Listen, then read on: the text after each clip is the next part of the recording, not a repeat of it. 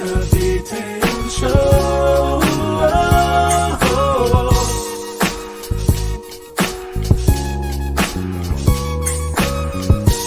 It's the B-Tatum Show.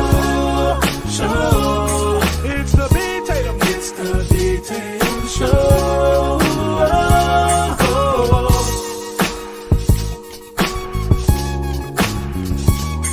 It's the B-Tatum.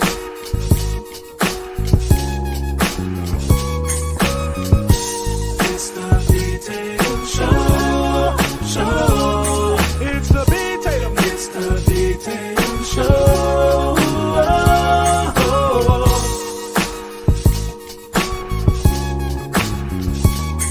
It's the B-Tatum.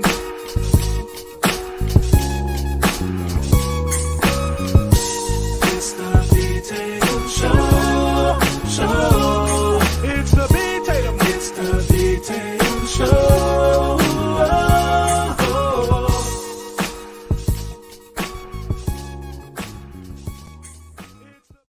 What's going on? What's going on, everybody? It's the B-Tatum Show, another live stream, another group of people who I believe have insight into what's going on in the world are going to get on this live stream. We're going to have a genuine conversation. We're going to get into some stuff that some of y'all been wanting to hear people talk about.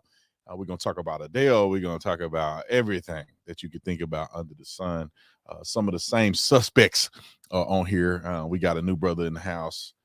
For the first time, I saw him on, it was on Instagram or something. I was scrolling through Instagram and I said, this brother right here, man, there's been facts, no chases, just straight facts. And so I'm away for ABL. I'm always late to these things. I don't know why. It's in my DNA, I guess. I'm on CPT, late to a live stream at my own house. It's in my house. I just have to come upstairs and get it set up, and I'm still late. So I'm gonna wait a little bit till ABL get here because I gave him the notification late. However, if you are watching this, text Tatum to 53445. Text Tatum to 53445. You want to get on the text messages list. What do you get on the text messages list? When I come to your city, I do events. We have the ability to take your area code, and I can send only the people in that area. We'll broadcast them on other social media platforms, but people in that area specifically. We can pick you or in that state and we can say, okay, here's the notification. Here's the event information, all that you need to know. So without further ado, let me bring in my panelists, ABL from another mother. We got Jericho and we got my mom. All right. How y'all doing? Great, man. Wonderful. Glad to be back. Good to see all you coons and Uncle Toms on here. For sure, boss. Representing on Mouse's platform, I guess. But anyway, I just want to start with this controversy. I made a video about it today, and it's the Adele. Have you guys seen what happened to Adele? Mm-hmm. It's unfathomable that in 2022 they have a gender neutral award ceremony, not because they want people to compete fairly. It's because they don't want to offend the non-binaries and all this other stuff. It is out of control. What do y'all think about what happened to Adele? Go for it. Whoever want to go first. Now, that's what she gets. That's what she gets. You know what I mean? That's the only good thing. That's the silver lining in this cloud of wokeism, whatever you want to call it, far leftism, is it eventually it will eat its own. She's out there doing her hashtags and she put her screen black, on Instagram on the blackout day and all that crap. And that's what you get. And it's absolutely ridiculous that a statement like that, and that it's even a statement. I mean, there was a time not too long ago, I'm sure we're all old enough to remember when saying something like, man, I'm proud to be a woman. I'm proud to be a man. I'm proud to be an American. The sky is blue. That was just accepted. That was just what it was. It wasn't a topic of discussion. It wasn't a reason to get a reaction anyway, because it's just what we all understood. But, here we are, man, in 2022, whatever this is going to turn out to be. But that's what you get, girl. That's what you get. It's crazy. We made it to 2022. You now have a situation where men who want to be women are mad at an actual woman for enjoying being a woman because they are men who can't be women, even though they're wearing Party City wigs and went and got fake breast implants. And now they're mad that she's representing everything that they want to be. It's like, I really wonder how long is it going to take for these modern feminists, these hairy women, to realize that it's just gay men that's just making the patriarchy win all over again. They're losing all their accolades, they're losing all their achievements, and now they're attacking this woman for embracing her womanhood. I thought that that's what this was all about, embracing their womanhood, but I guess not. Now, here's the backstory for those that don't know. So at the Brit Awards, Adele won the award for Artist of the Year. But last year and years before that, you had gendered categories. It was male artist of the year, female artist of the year. But then you had Sam Smith. Now, I might know that it is a singer. I forget the name of the song he had, the Stay With Me, whatever. He decided to become non-binary. So then it was a whole controversy because when he became non-binary, they left him out of any gendered category. So that, you know what I'm saying? Because he's non-binary. He's talking about something, I'm not male or female. I was like, sir, your chest hair says something different. your beard says something different. Okay. Looking like a whole Conor McGregor, but a little bit softer. But anyway, so they couldn't put him in either category. Then that became a problem. Like, hey, why am I not here? How about this? How about you remove the genders so I can be included? So to cater to Sam Smith, they said, okay, no more gendered categories. So Adele was like, all right, cool. I got the award, and that's fine. This is a good award, but I enjoy being a woman. I like being a woman. What's wrong with that? And I love how the crowd responded. Cheering, because a lot of these woke people don't want to cheer. Remember the whole thing with Dave Chappelle when he was doing the comedy special? And you had these two woke warriors right in front, frickin' frack, thing one, thing two, upset about 500-pound, straight LGBT looking like this. That is the kind of thing they wanted from that particular little speech, but they didn't get it. So I thought it was good that she was able to say that and get that response. However, I think that a lot of these woke people, they kind of foster this environment for that to happen. You got to see the end result. We see the end result, but they don't really see it until it happens. 100%. I think it's very interesting that they did all of these changes for essentially one person. They don't care about equality. They didn't do it for equality. At first I wanted to read, and I hoped that this would be the reason, is that they said, you know what, let's stop putting genders here and there. I wanted the best person will win. And that's what we care about. Let the best artist win. And therefore the person who wins can be the most proud of their craft, no matter what gender they are. That's not what they want to do. They want to include. I did the research because I went to Jubilee.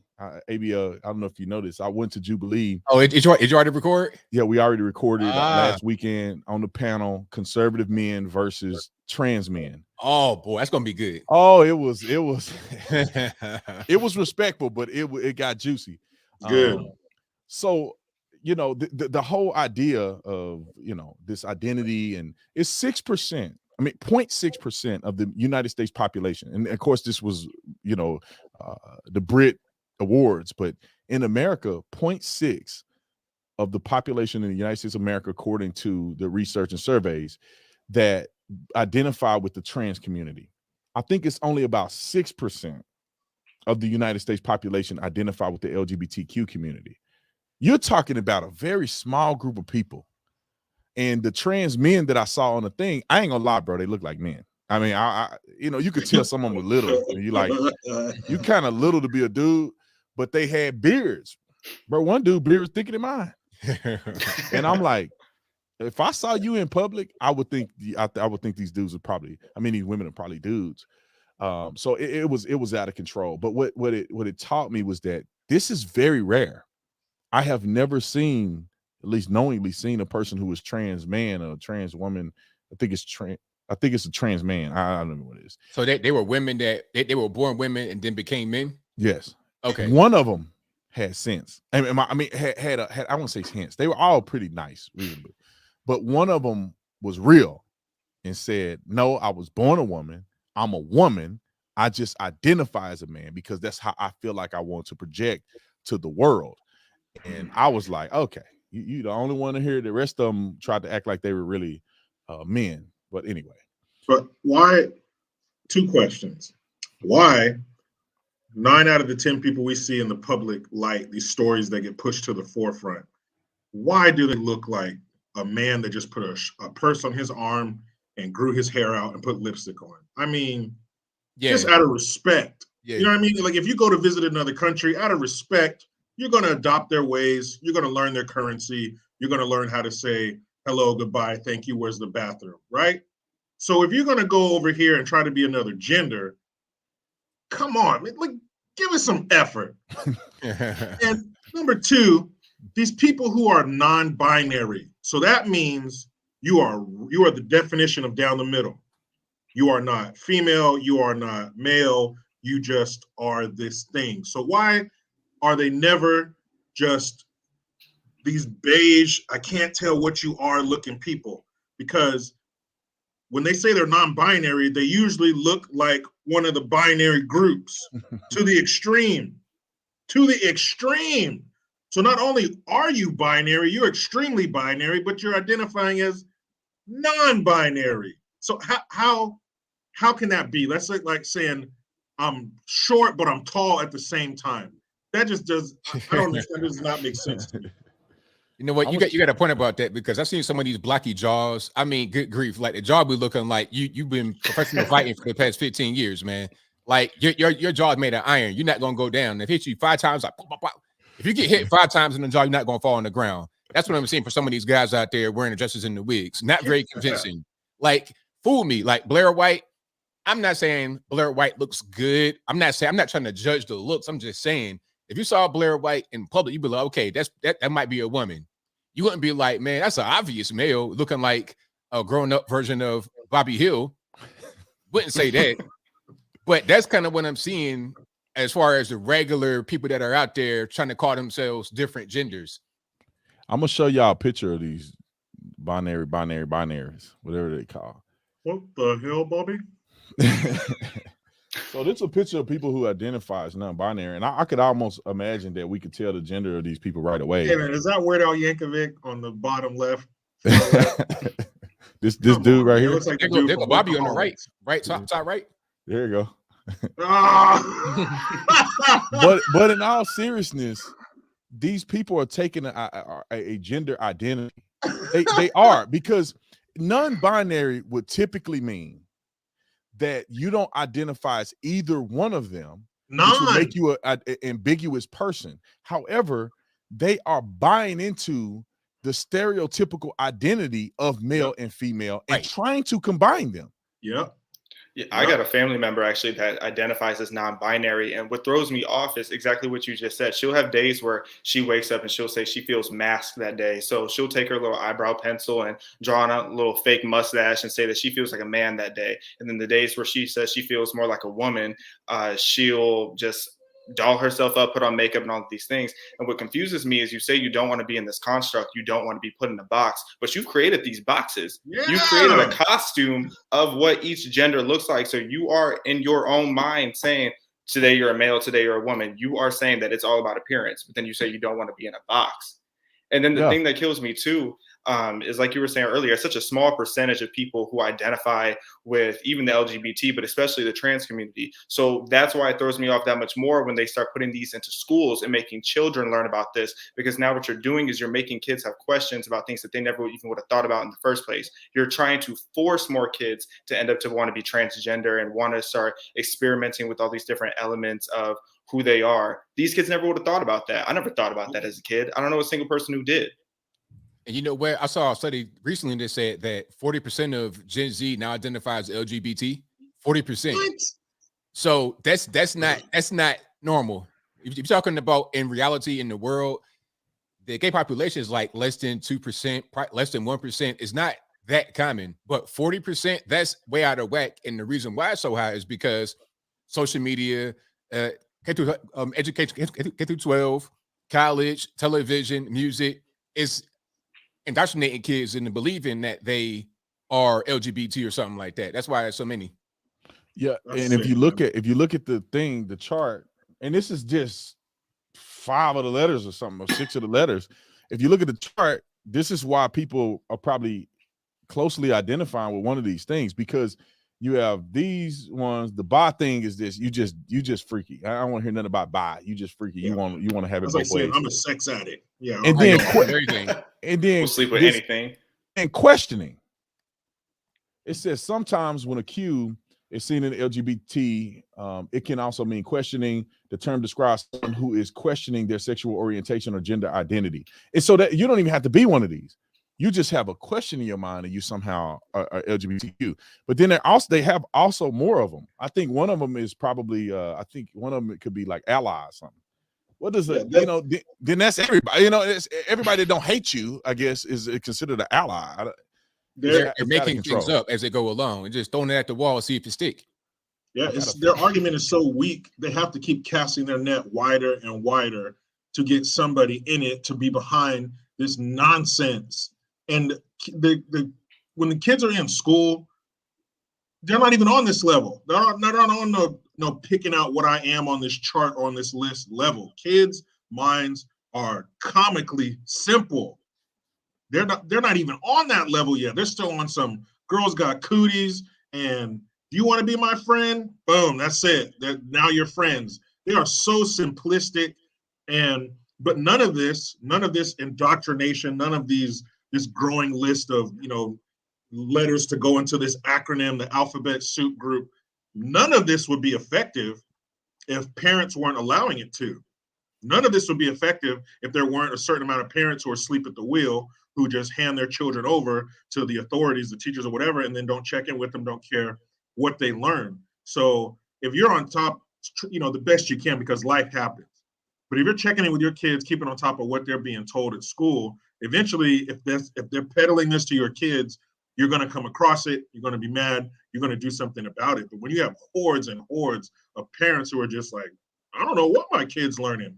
Well, of course, they take the path of least resistance. Predators aren't going to go to the loud kid who's outgoing, is going to say something. They have a very confident personality. It's the quiet ones with the broken homes, like gangs. That's who they go after, the broken home. No dad, wandering the streets. That's what they're going to do. They're going to target the kids who have no defense, who have no support. And you know what? Something else, you got the parents that are participating in it, bringing the kids to drag queen, story time, things of that nature, because they don't want to be seen as racist. They don't want to be bigoted. So they are bringing the kids straight to the slaughter. I saw the one situation where that little boy, Desmond or whatever, this little boy, 10 years old, in a drag club, no shirt on, performing. You see, and the parents are bringing them there. So at a certain point, we need to have some of these parents go to the penitentiary for stuff like that, because at a certain point, that's got to be called child abuse or something more. Yeah, let me show y'all this list. I think people are probably not aware of this. I wasn't until I just looked it up right now. The beauty of the internet. These are all like the terms. It's a glossary of all the terms that they be using. It is out of control. I'm just going to scroll so you can see how many that there are. Shouldn't there just be a G? Bro, I know, right? But no, this bro, it's still going. Hey, hold on. LGBTQ, where's the H? Bro, it's still going. It's still going. And then you go up to something like I saw one. It was to start with an A. Where is it? They got allyship. So that means that you support somebody. But ally, I guess allosexual, androgynous. They got autism on here. Autism? No, hold on. Leave those kids alone. Leave those kids alone, man. Is that a sexuality? Autism is a sexuality. Bi. I guess some of these are like definitions. Wait. Hold on. Black queer folks of Black African descent and/or from the African diaspora who recognize their queerness, LGBTQIA identity as a salient identity attached to their blackness and vice versa. Bruh. So Black gayness is different? I suppose so.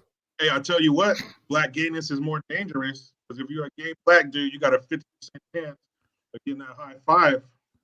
Yeah. Oh yeah, you definitely do. That's house in Virginia. That's dangerous living. For sure. Butch, cisgender, cis sexism. Not the high five. No, I used to think it was just like given an inch and they'll take a mile. But at this point, I feel like it's like sales. It's like shoot high and take low. Like they throw everything at us just to see how much we're going to accept, because they know we're not going to accept all of this. Nobody even knows all of this. Yeah, and these may not be the part of the LGBTQ acronym, I guess, but these are words that they use in addition to some of the acronyms that they have. These are some of the words that they use. I mean, why? Oh, Now, maybe in college, if you're interested in learning this stupidity that never take you anywhere in life but confuse you, maybe you'll do this. But in school, there is no way. Look, MLM. I thought that was multi-level marketing. I don't know where. no. Man loving a man, which includes gay men as well as men who are attracted to men and other people of another gender.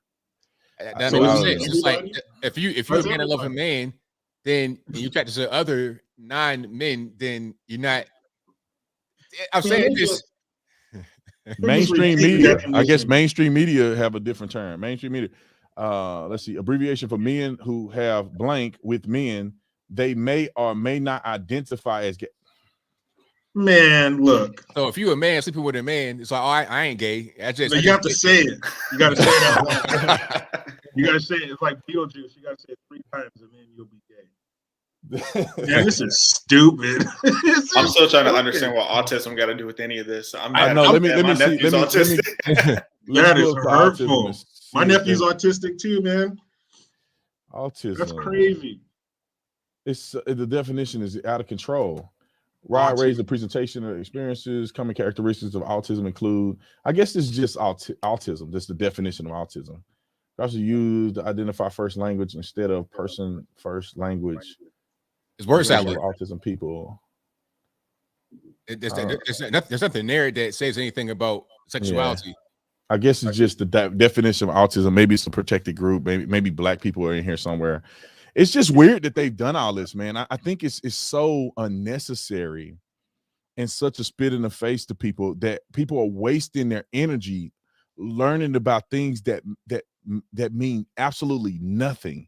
These are made up terms to control, or I would say control, but to convince you or deceive you into believing in the minutia of all of this stuff. Like maybe you need to learn social skills, how to communicate with somebody.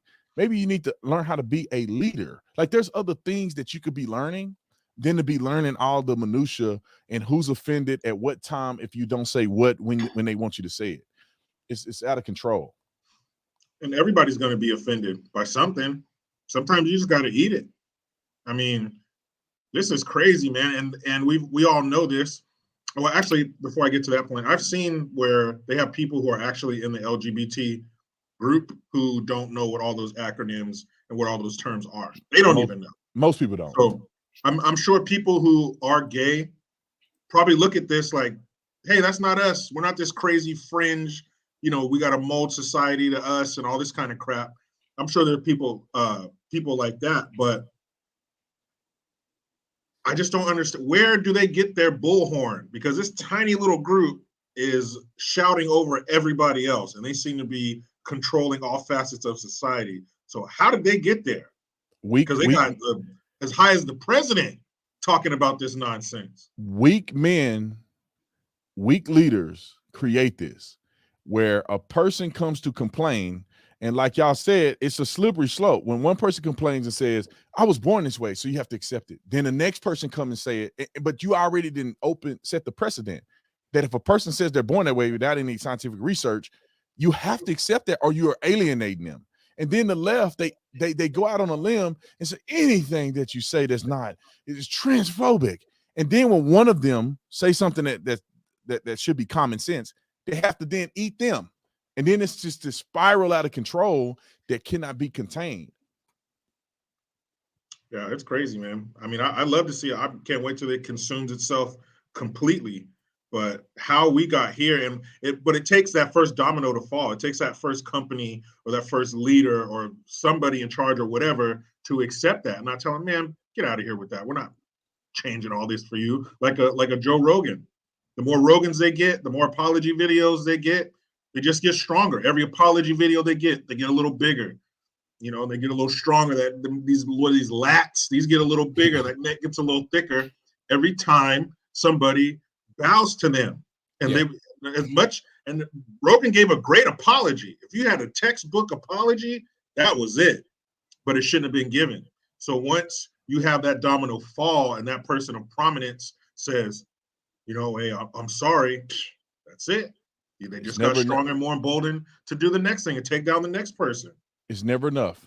It will never be enough. Never. You apologize, and then now you gotta have activism and awareness on your social pages. And then once you do that, you need to attend an event. Or if you didn't attend the event, you don't really care about the trans community. And then it goes on and on. And then you have to have a trans person on your podcast once a week. And then then it's non-binaries, but you got to call them they. And before you know it, you got a whole LGBT podcast, right? And then more GRE, it's the TRE, and you got to date one of them. Yeah, I was going to say eventually. You're not open to dating. You got to christen this. Yeah, you're not open to dating. You're phobic. Yeah, you know. But The Rock, he backed up Joe Rogan for about 5 minutes. The Rock is the biggest. I'm not going to use that kind of language on your platform because I respect you, B. Tatum. I'm going to need about 6 or 7 more of those. The Rock is the biggest. In California, we call you a mark, just a buster, a punk, a chump. If you either get out there and say something and stick to it, or don't say nothing at all. But for you to pull your support like that, The Rock's a buster, man. You keep all them muscles. You're soft. So I want to transition to another thought in conjunction with this leadership and the small group making the biggest claim.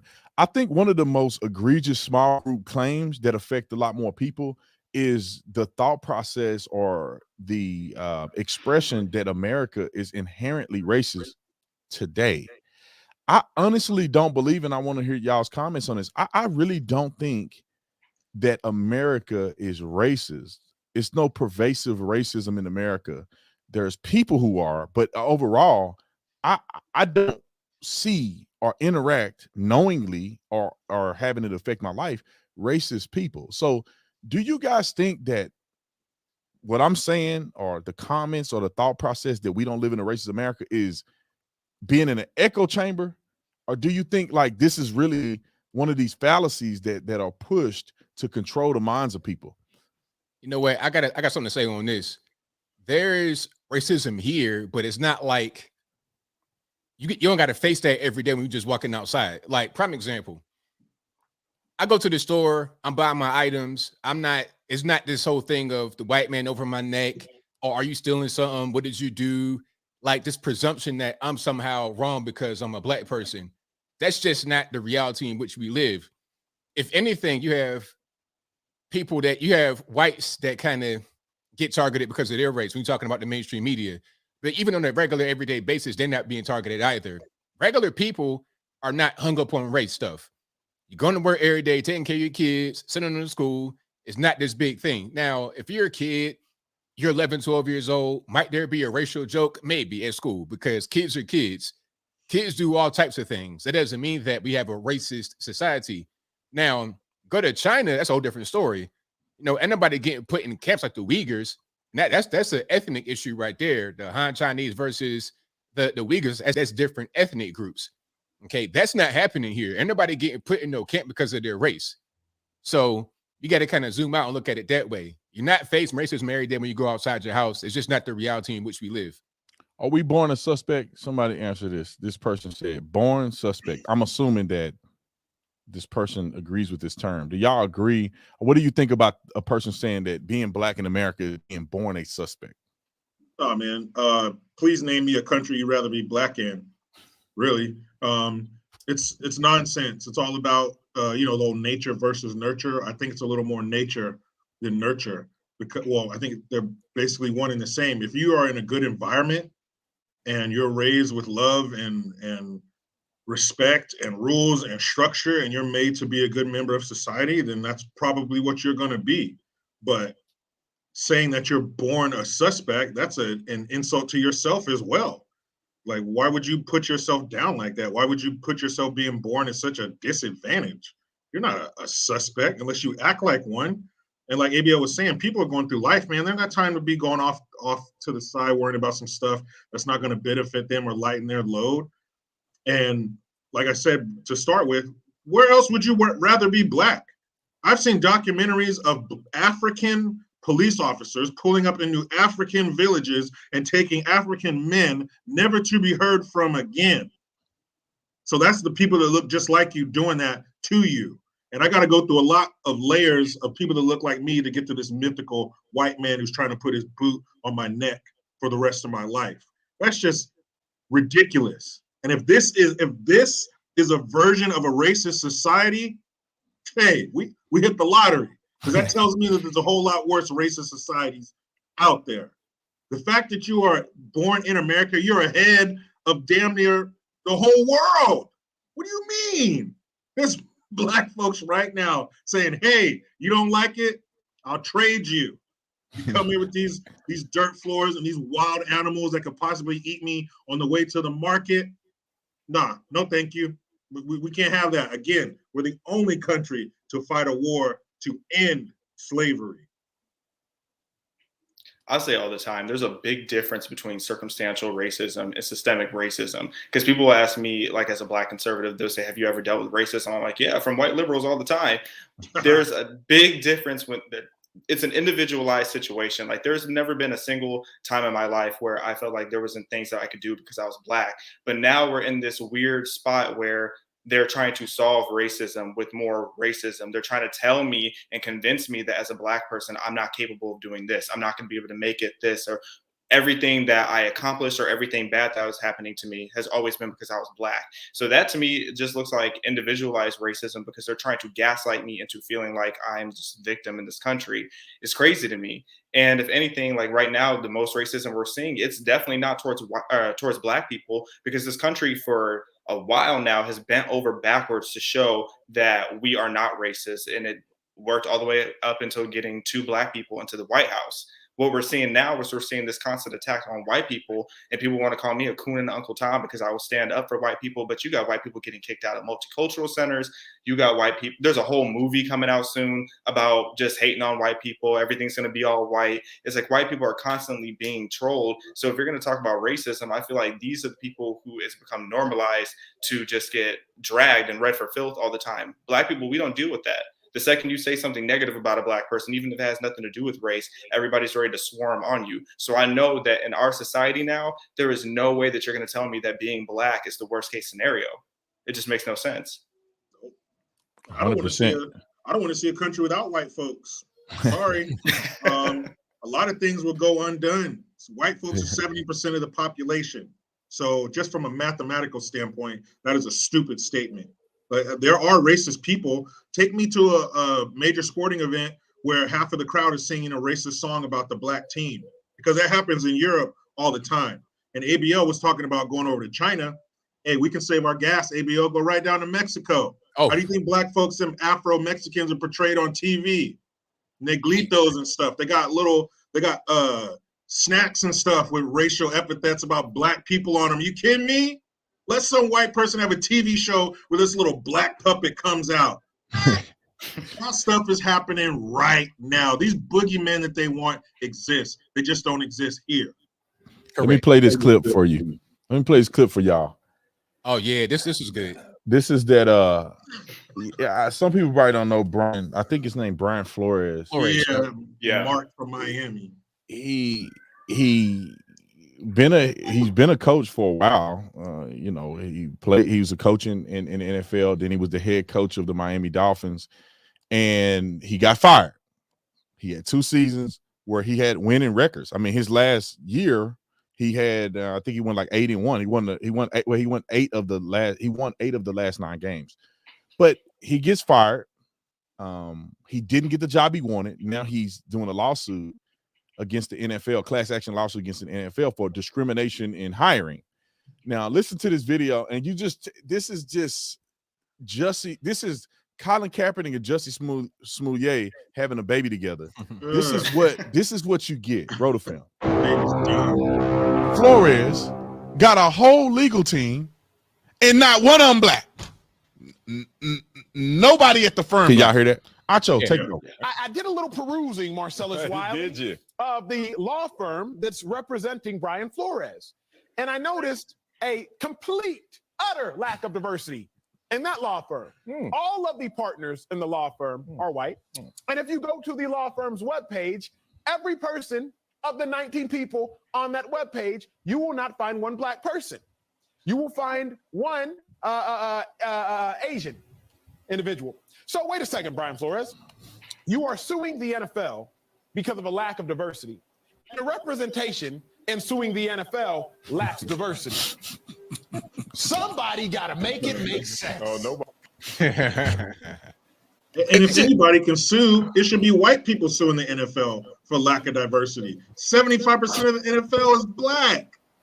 Come on, man. If you ain't a tight end, a quarterback, or a lineman, or a kicker, we already know the answer to that question. This is nonsense, man. Nonsense. Mike Tomlin needs to call this dude on the phone and say, man, if you win, you're in. But if you don't win, you're gone. How many white coaches a year and they're out? Look at the Cleveland Browns. They got a damn new coach every year.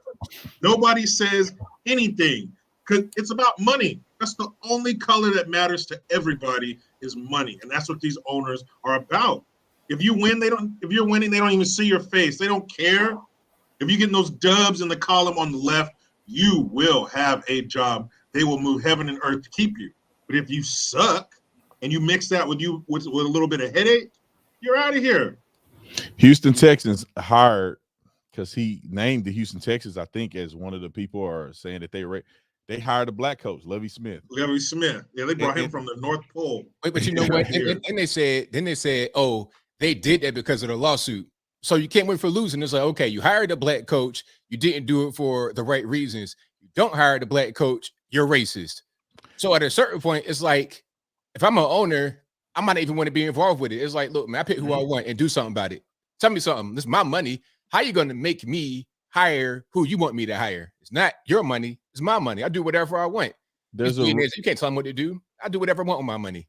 The Rooney Rule in the NFL is that you have to interview a black coach. At least two. And at least two. They changed it. So you have to interview at least two black candidates for high-level positions in your organization, head coach and like offensive coordinator, all of that, at least two for each.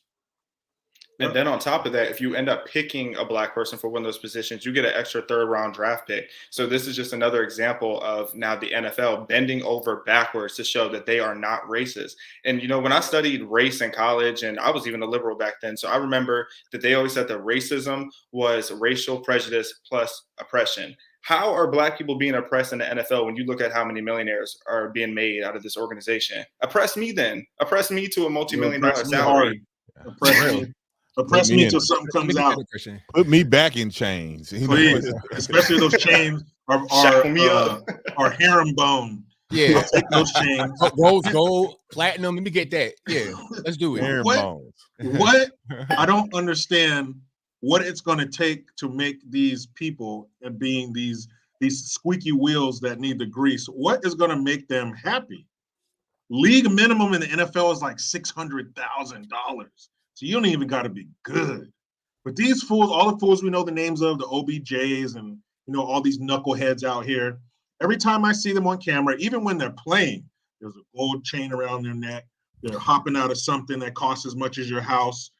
When you go out in public, if they can go out in public, if they can even go out in public without being mobbed by hordes of adoring fans.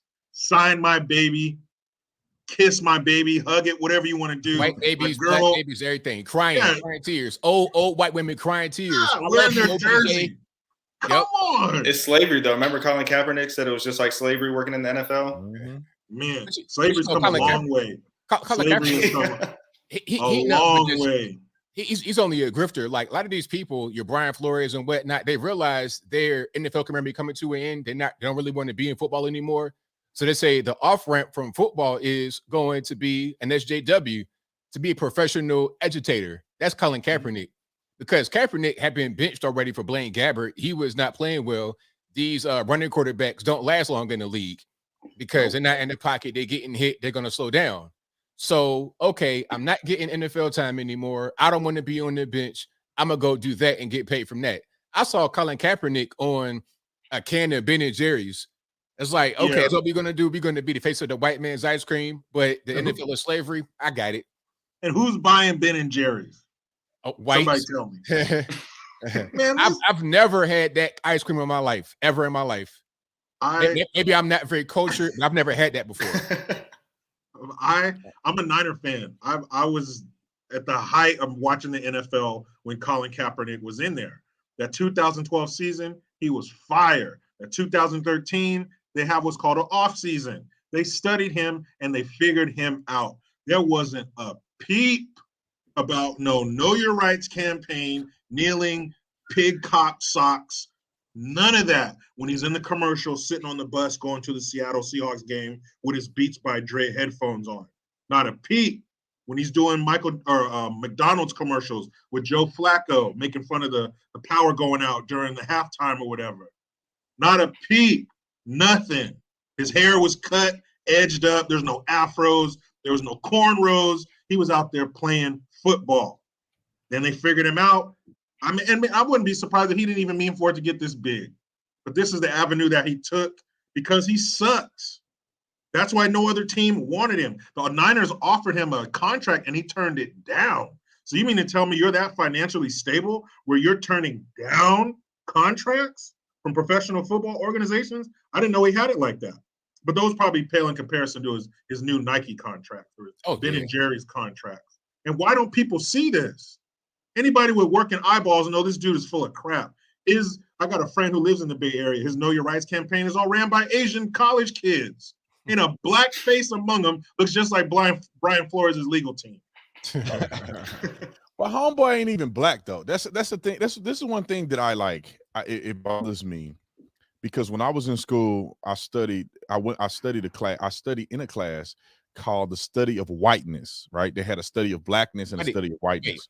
Was the entire class the study of whiteness? That was what it said on the syllabus, the study of whiteness. Yes, that was the class called the study of whiteness. Then they had a class called the study of blackness. And the study of whiteness was taught by it was in the Africana studies field. So it was taught by a biracial woman who was an absolute jerk. But anyway, she gets in there, and one of the things that was true that white supremacists would do is that they wanted to purify the white race. So any drop of any other race, they would, exile them as being white. They would have to be relegated to being black. In our country, the one drop rule. Well, now there ain't no one drop rule, and we one drop ourselves. Yes. Colin Kaepernick is a white man. I mean, he's a biracial man. He's not black. So when you look at him, let me pull Kaepernick up. Back when he was, when I first saw him, I didn't know he was black. I thought it was Arabic. I thought it was Arab too. Yeah, I thought it was Arab because I did too. They probably got a little picture in here of him when it's probably up a little bit. Let's see. They got a picture of him when he was looking like he was from Afghanistan. And so, I mean, when you see him right here, oh yeah, I mean he's shooting the AK up in the air at the wedding and everything right there. Yeah, that's Al Kaepernick right there. And now look at him. He grew a fro and just black. Super black now. I'm black. And then he used to be. This is when he loved his white mama. Right. And now he's a Muslim. And I mean, this is back when he had a clean cut. Brother was doing the right thing. Football. Back in the Super Bowl. When he went to the Super Bowl, brother, they're doing the thing. He ain't trying to be. And then he went woke with that little stupid girl he was dating. And so, but the thing is that why does he feel that he has to identify as black? It's funny to me, bro. Some people, and he was raised by all white people. Some people have to identify with the victimhood that they possess, because you can identify as biracial, white, or black, but yet you go with black because there's victimhood in it. But see, go ahead. But the problem is from Kaepernick, because I've read some of his early story. And a lot of this is the tragic mulatto story, I guess you would say. You don't really fit in with the whites or the blacks, and you just want to have an identity with either one. You see what I'm saying? You can't say that you are white because they're not. I mean, you're not white, really, and you're not black all the way either. So you want to prove to everybody that you're black. So as a kid, you got this growing up. You got to kind of like pulling up in you. So when you get to be an adult and you get the opportunity to prove to everybody that you're black, or you want to just take it and run with it, and then there's money in it, so you all in. They think I'm black. They recognize my afro. They realize what's going on. I'm not Arab anymore, and I'm making money. I'm all in. Chips to the table. I see that all the time. I also think it's just because there's privileges and being quote unquote oppressed. Do you know how much black people get away with saying and doing and nobody questions it? The second you start leaning into your blackness and you don't identify as white or mixed or biracial, it's like you can get away with a lot more. You can get a lot more sympathy. You can get a lot more handouts in this situation. Yeah, you could be a coach in the NFL without actually proving yourself. You know, I mean, proving yourself in an overwhelming manner. The new Dolphins head coach is identifying as black, but if you see him, you can be like, well, I can't really tell. I don't see. I'm trying to find the blackness there. I don't. Matter of fact, hold on. I'm not sure what the new head coach. What's his name? They're wrong. How did I spell Mike McDaniel. Oh, I almost cussed. I'm not supposed to even cuss. Go ahead, man. It feels good. Hold on, cuz. Pull him up. Let's see him. Hold on, Shotty. Hold on, Shotty. Him. He's black. Yes. Black. He's black. He looks like Prince. Man. It's really that one drop. He looks little. I quit. He looks like Steve Buscemi. Hey, that hairstyle, man. I can't get my hair laid like that, man. Ain't no black person on planet Earth that I've ever seen got a hairstyle. They got a hairstyle like that. You can't slick not going to accomplish. No. Ain't no black man slicking his hair back there without a TCB perm or something on there. For real. Hey, I learned from 80s movies. You don't trust nobody with their hair slicked back in a suit. They're always up to no good, man. He said he's black? Yeah. Reaching. Wow. Well, they said he's black. So what's the requirement for being black? One drop.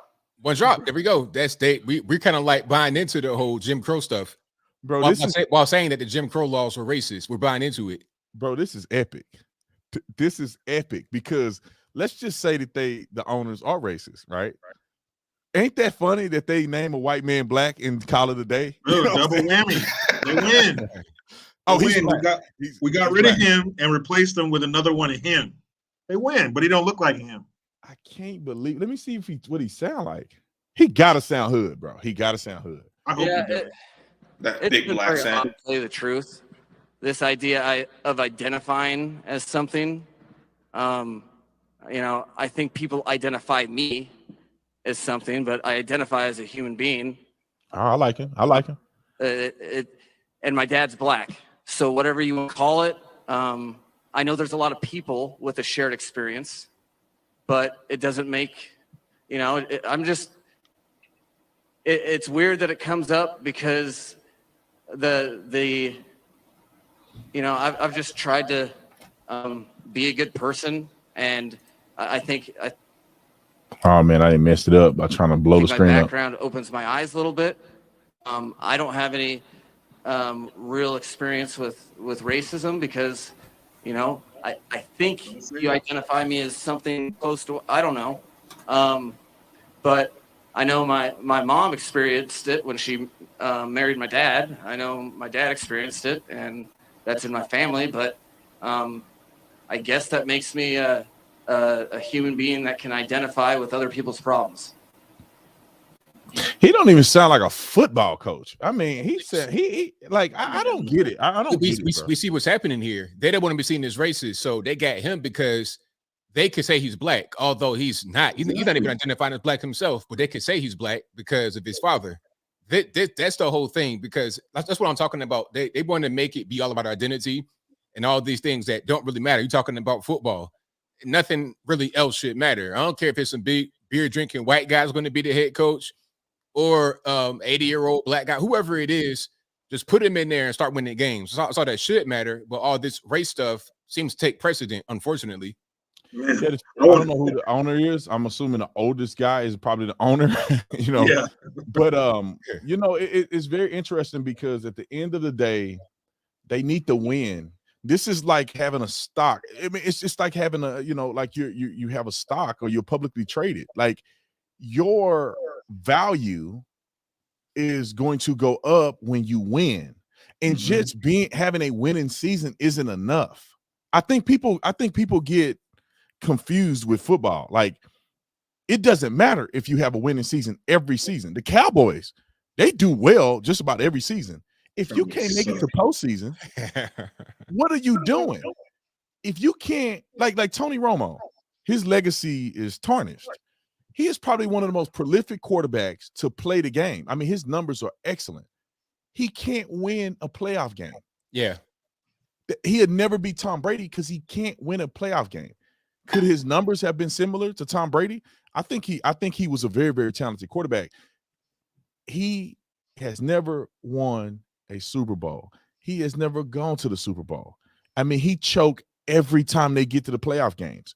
The coaches are going to be graded not only on a winning season, but can you get us to the postseason? Can you get this team to the Super Bowl? And if you can't do that, we're going to have to cycle through you fools until we get to that point. It ain't got nothing. It has very minimal to do with race. Hey, like ABO said, I'd love to see an NFL team coached by an 80-year-old black guy. Man, that's gonna be a disciplined team right there. Y'all boys, get up now. Come on now. It's 5 o'clock in the morning. Get up right now. I'm gonna come get my belt. I'm tired of telling y'all. I ain't gonna tell you. How do y'all boys get up now? Man, that's what we need. We need a bunch of 80-year-old black coaches, man. Everybody say my dad in his 50s, mid-50s. So, but that's how my dad was. I ain't gonna tell you twice. You better get on and go get the belt. Man. You know, you already know what time it is. What happened to those men in our society? What happened to men like that? You could strike a match on my dad's palm. That man's hands were rough. I remember Jericho said his dad, the belt broke the sound barrier. But yeah, bro, he could take that belt off in one move, have it folded and in action in the blink of an eye, man. My dad was no joke. My dad used to pop the belt. Y'all dad used to pop the belt. He used to get it, fold it in half and make it go. Pow, pow. He used to pop it like that. And bruh, my dad didn't play. It wasn't no talking back. I'm a grown man. I still don't argue with my dad. Sometimes we disagree with politics sometimes. And I'll say something, he'd be like, I don't want to argue. And I'm like, there you go. Right, I got you. On to the hey, next Daddy, how grandma and them doing? Yeah. So my grandma and them now. Nice weather we're having. Yeah. Yeah, of course, man. But that respect that carries you throughout life. That's with you throughout your whole life, and you carry it into all of your situations. Not saying a mom can't give you that respect, but a dad, the size, the voice, the attitude, the short fuse, all that kind of stuff. That father, and all that is encompassed in that is necessary, man. I mean, my kids, I hear them in the other room. No, don't tell dad. Don't have dad come in here. That's how it should be. Dad should be the heavy. Dad's the bad guy. We'll be friends later. We'll talk and laugh later on in life. But right now, man, I remember my daughter told me one time, she said, Daddy, she's like, I told her I love you. She was just kidding. She's like, I don't love you. I said, I don't care. I don't need your love. You need mine. I got friends. I'm here to raise you, and that's what I'm gonna do. That's it. Yeah, see, my mom, because of course my mom 5'4" and I'm 6'2", and so in high school I was bigger than my mom.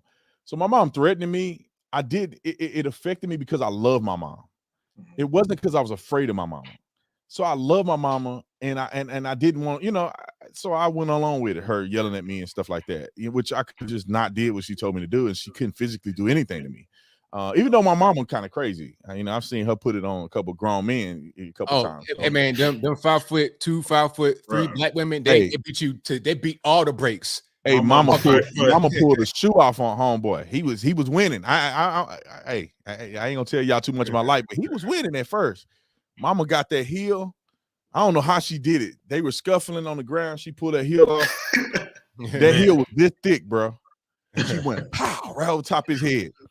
He get up. This is like, bro, it's open here, and he bleeding out of his face. Dang. Mama didn't want. He can't see no more. Mama broke her heel off on top of his head.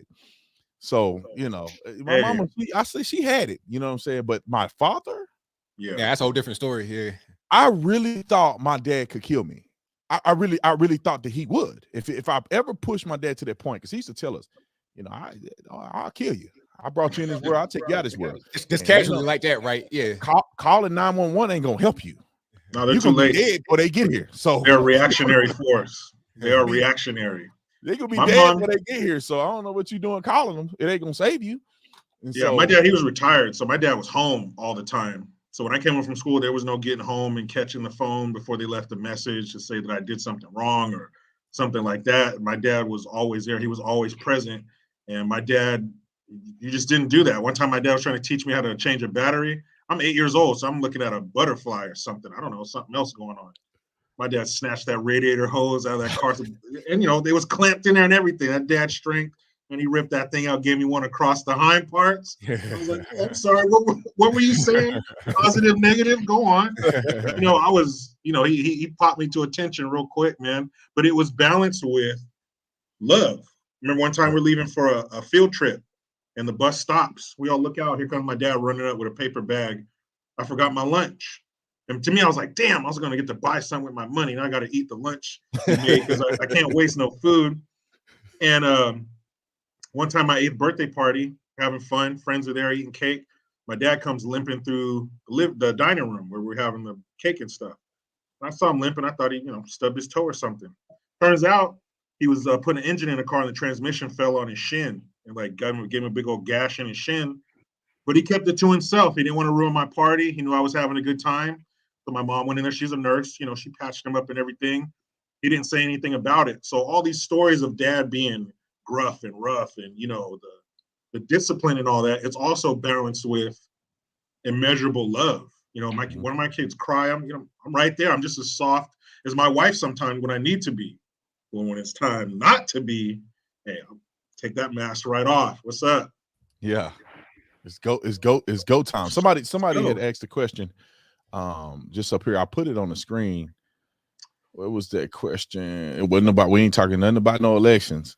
Oh, the Project Veritas. Did y'all see that? Did y'all see that Project Veritas short documentary about ESPN? I saw that. Mm-hmm. Yeah. Oh yeah. What are your thoughts on it? I haven't seen it yet, but I might make a video about it. What is y'all thoughts on it if you've heard of that? Now I've seen some of this. Now what it is, they're talking to people behind the scenes that work at ESPN about the culture of ESPN and how it's racist, how everything's about race. Like it's racist against whites. Everything's centered around race. That's the whole thing. They're talking about how woke they are, this, that, and the third. But when you're actually there, it's not an enjoyable workplace. You see what I'm saying? So the whites, they're complaining about being targeted for racism, and the blacks are also complaining because all this Black Lives Matter, hands up, don't shoot stuff ain't really happening. Okay, it's really about dollars and cents and this weird kind of woke corporate culture that comes straight from Disney. And I've seen that. Like if you watch ESPN, I don't advise watching ESPN unless you got a football game, basketball game. After the game is over, go ahead and turn, watch something else, go work on your car. Don't watch ESPN because it's terrible. It sucks. Like the shows, the way they're made up doesn't make any sense. You have an NBA show with 3 middle-aged white women. It's like, okay, I'm not a racist person, but if I'm watching an NBA show, maybe I want like former NBA players. You see them like guys that played the game. They're talking about the game. Like on TNT, you got Shaq and Kenny, and that makes sense. But you got Martha Stewart type women on there. But it's because of that weird culture. Mm-hmm. It's like that all throughout the entire thing. So yeah, you guys got to watch that. And Jamel Hill, she's in that new that stupid series that's coming out on Showtime. The Everything Will Be All White. Jamel Hill is in that, and she's from ESPN. And ESPN is what is the reason I'm sitting right here with you 3 gentlemen. I was watching a show with Stephen A. Smith and Max Kellerman. They're talking about how rough it is to be a black quarterback in the NFL.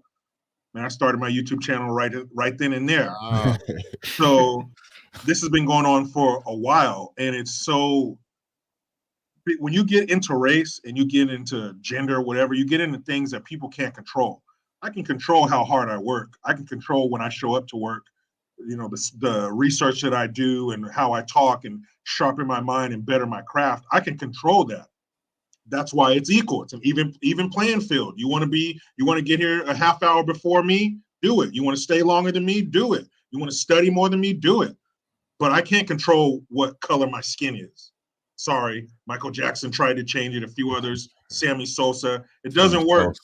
This is what we got, man. We can't help that. So when you start focusing on that, you're leaving people behind.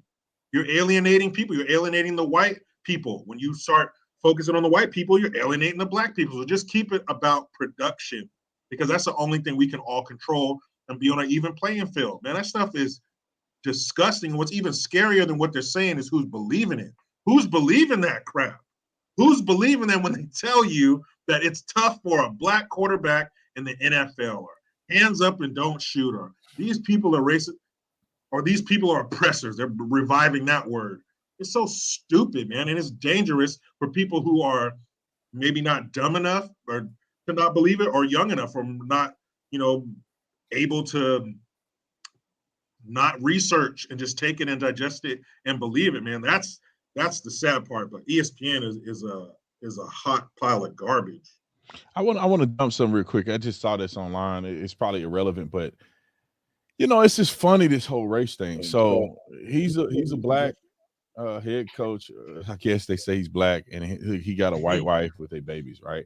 And then you go up here to Mr. Flores, and I don't think his wife is black. No, she's not. She's black. She looks Hispanic, or maybe he's El Salvadorian or something. Yeah, he's not Honduran even like Honduran. Yeah, his parents are from South America. So she's probably like Puerto Rican or something. I don't know. She probably from Honduras. Yeah, she may be. But so when you look at it, you say, bro, you got to slow down with all this race stuff, because you ain't got your wife ain't black. and I'm not saying that you can. I'm just saying, if you so wokey woke, you would think a person that's so worried about race and worried about diversity, and that person would probably have a black wife and try to be build the black people up. And the same people that's so wokey woke and they criticizing everything white people do, they don't marry. They marry other people. Always in their personal life, they doing something different than in their public life. Always, just like Don Lemon, he's married with a white man on top of that. So you want white terrorist. Yeah, white terrorist. Yeah, the white man is the most dangerous in America. That's what Don Lemon says. But you go home with him in the bed every night. So what part of the game is that? But that's typical though. Anytime I hear something like that, I expect them to be like a Don Lemon or a Jonathan Capehart, another LGBT with a white man at home. They're the biggest. Van Jones, another one. They're the biggest racists against whites. But then they go home with a white spouse. It's crazy. Yep. There you go. There go Don Lemon and this man. Don Lemon's a terrorist right there. Yeah. Why would you have the most dangerous person in America standing behind you every day? It's so dumb. It's like, why get on TV and say stuff like that when that's how you live at the house? Obviously, you lying one way or the other. Either you lying to him or you lying to me. But you lying. How do they feel? How do Kaepernick's parents feel after that documentary came out? How does Don Lemon's husband feel after he came out saying that? Like, what happens when they walk through the door after they said that and throw their keys in the pool? What kind of conversation are they having with their spouse? Like, why did you say that? How could you say that? Like, what's going on? And what about them? How come you never hear none of them coming out saying, man, that hurt? Especially Kaepernick's parents. These people would get up on a Saturday and drive this fool all over California. You've never been to Central California. It is the most boring landscape. It's almond trees and fruit and sugar beet fields, nothing. So these people would get up after working 5 days a week and drive this boy around various quarterback gurus and events. And then you make something like that, making them out to be these hapless, clueless, racist people. That has to hurt, man. And I hope they tell them something behind closed doors, because that's messed up. And I'm for people being who they want to be with. My wife is white. My oldest son's mom, white. I don't care about race. They just so happen to be, the first situation happened to be a woman that I went to college with, and then my wife has happened to be the woman that I love. And these people if you watch them on TV, they rail so hard against white identity and white privilege. They go all day about this stuff, dude. It's exhausting. But then when they're at home, does it not affect you? It's weird to me. Does it not affect you if you have such a disdain for white people that you married a white person and the in-laws are all white? So you're around your in-law. Do you feel that way about your in-laws? But it's common though. This ain't even uncommon. Like you're seeing that movie, what was that? Don't Be a Menace. Have you ever seen that Oh scene? man, Milk don't get me started on that one, ABL. I can quote it all. It's a little different though, but it's just like, oh man, cut go you ahead, off boss. like Go that. ahead. Go ahead. Just real quick, it's just like Patrice Cullors. So she talks all about how dangerous white people are, but then she goes and buys a bunch of mansions in white neighborhoods. It's like if white people are so terrible, now look at your neighbors. Do your neighbors see you driving in? Are they going to try to shoot you, or are you a danger with them? So it's like if you hate being around white people so much, I just don't understand why you live with them, why you marry them, why they're your neighbors, they work with you, they're your lawyers. All of this hypocrisy. It's always the loudest people who surround with the most white people. That's facts. And she has more property in Canada, which is like 89% white as a country. So it's like, what are we doing?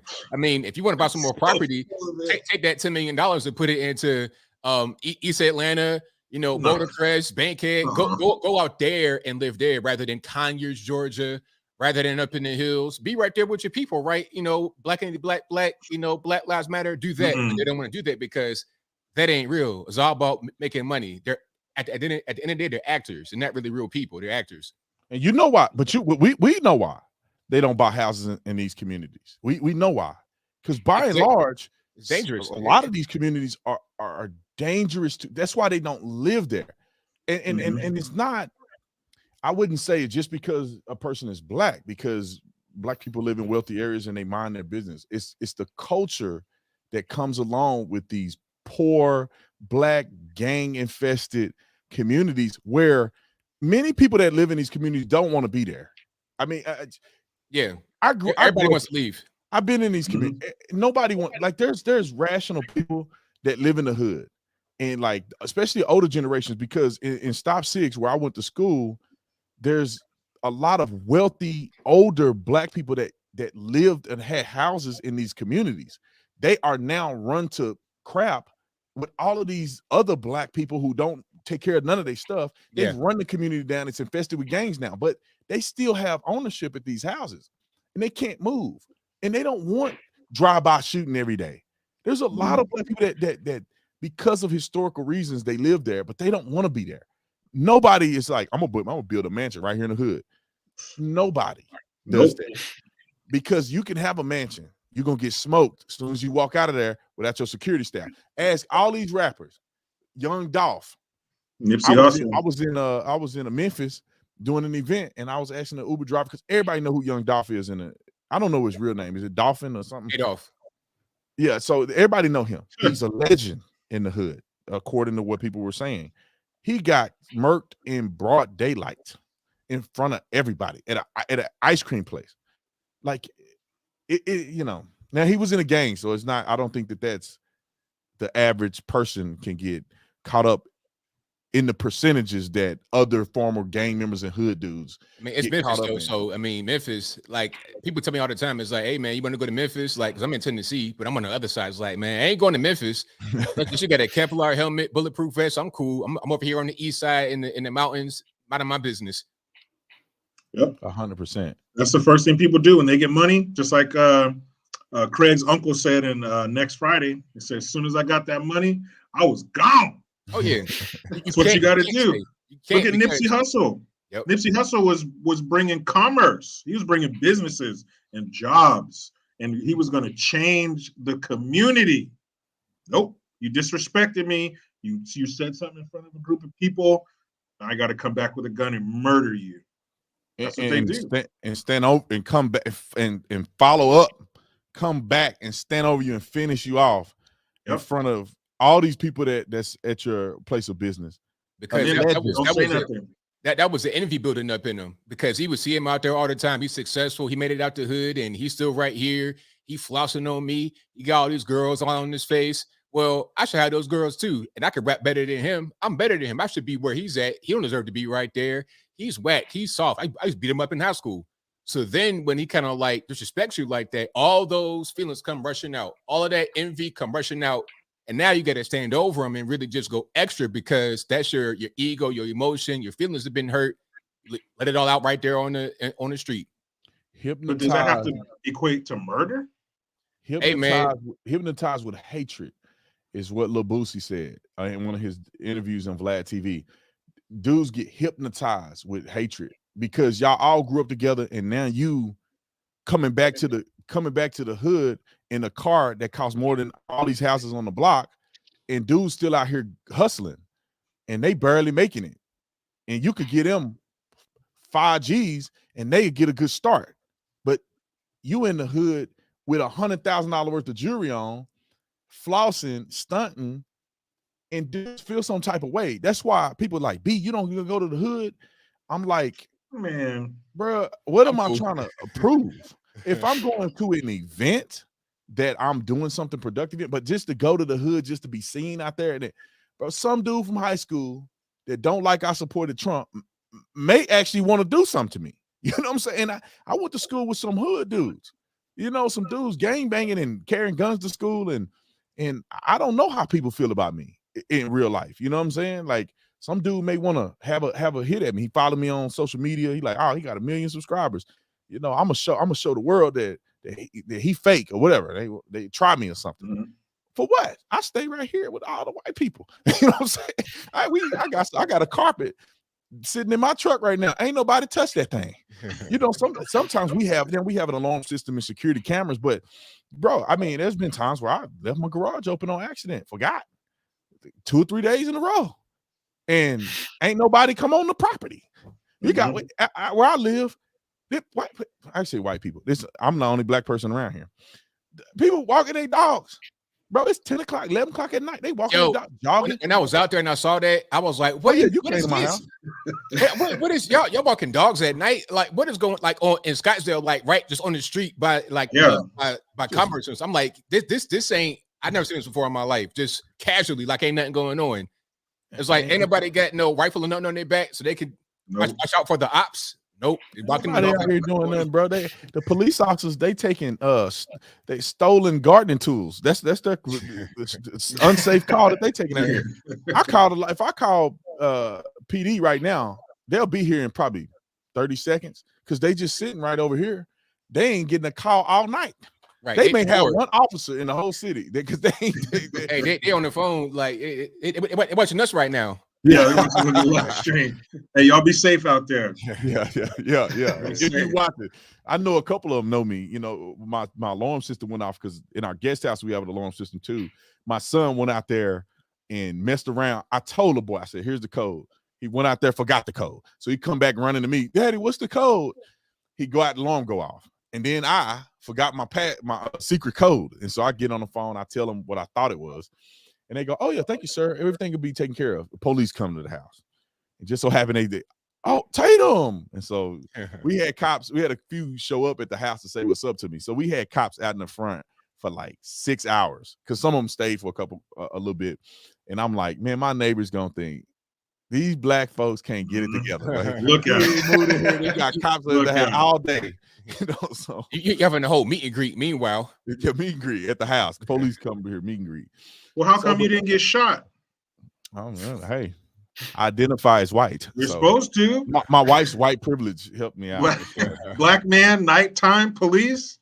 Hey, man, Yeah, put that in the oven and take it out when it's done. It's a recipe. But that's why I think that is bogus, man. I mean, I grew up in Texas, and I lived in a lot of places. I traveled a lot of places, man. I've never really had police officers I felt like that. Honestly, when I'm honest with myself, that pulled me over or treated me a certain way because I was black. One cop was a complete a-hole to me, and I hope that he died. I remember when I left the scene, I said, "Man, I hope somebody kill that dude," because I felt like he was trying to punk me, and I wasn't gonna do nothing because I didn't want to get in trouble. You know, I just left my pastor's house. I'm trying to be a Christian, and but when I look back, I'm like, he's just a jerk. There's no reason for me to believe it was because I'm black. He's just a a-hole. And when I became a police officer, I met a few of them where I'm like, "Oh no, you a jerk to everybody. You a jerk to other cops. You just a jerk, man." I didn't think it had much to do with my race. No, I think we've all had too many experiences to the contrary of what we're told by every facet, every outlet there is, entertainment, government, whatever. We've all had experiences to the contrary. I've been pulled over by 2 white cops, weed in the car, expired tags, and the road was called Blackie Road that I got pulled over on. The table was set. That's a movie right there. I respected them. They respected me. It's all good. That is hilarious. I remember being confused about that too. There was a few times I got pulled over back. I used to be BLM. I used to be left, everything. And I remember getting pulled over and I was like, oh my God, like I'm gonna get shot. Like I just sat there and I was respectful, had a normal conversation. Every single time I never got a ticket. I never got shot. I never got anything. And I just started being confused. I'm like, so why is this narrative that all these police officers out to get us? Because I'm not going to cap. Like I drive like a maniac. I should have been lost my license. And I've had officers see me in the act of when I should have lost my license. But the second I'm respectful and it's just cool and we just handle the business, like it's just over. And part of me even starts wondering, like, I wonder if some of them were extra polite to me just to see, or just for the fact that they don't want to come off as racist. You have so many attacks on officers for being quote unquote racist. I wonder if some of them are even afraid to give a black person a ticket because then it's going to come back in court and they're going to like, oh, this is just because he was black. Mm-hmm. Yeah, I seen it today. Somebody got pulled over on the freeway because out here in Arizona, in Scottsdale, is the biggest golf tournament in America. And it's tons of people out here. You know, they coming from everywhere. They drunk, they partying, they doing too much. So this guy was pulled over in this Lamborghini truck, and the cops were there, and then they're black, with the hats on, you know, with the whole get up, you know, with the rapper starter kit, rapper starter kits. So they all rappers starter kitted out. And I drive by and I see the white officer, and in my mind, I'm like, people may think that this is racial. You know what I'm saying? Like, I saw it. I'm like, how many people probably drive by here and say, oh, it's another black people pulled over for no reason? And it's like, that's how crazy our country is. Even a person who don't believe in it will recognize it and question it. Like, I wonder what other people think about this scenario. Majority of the time, they probably would speed in a Lamborghini truck. I've seen them jokers are fast. But, you know, I wonder. I looked this up real quick, and I just looked at some celebrities that are married to white people, white women or whatever, whichever one. And I thought it was pretty interesting.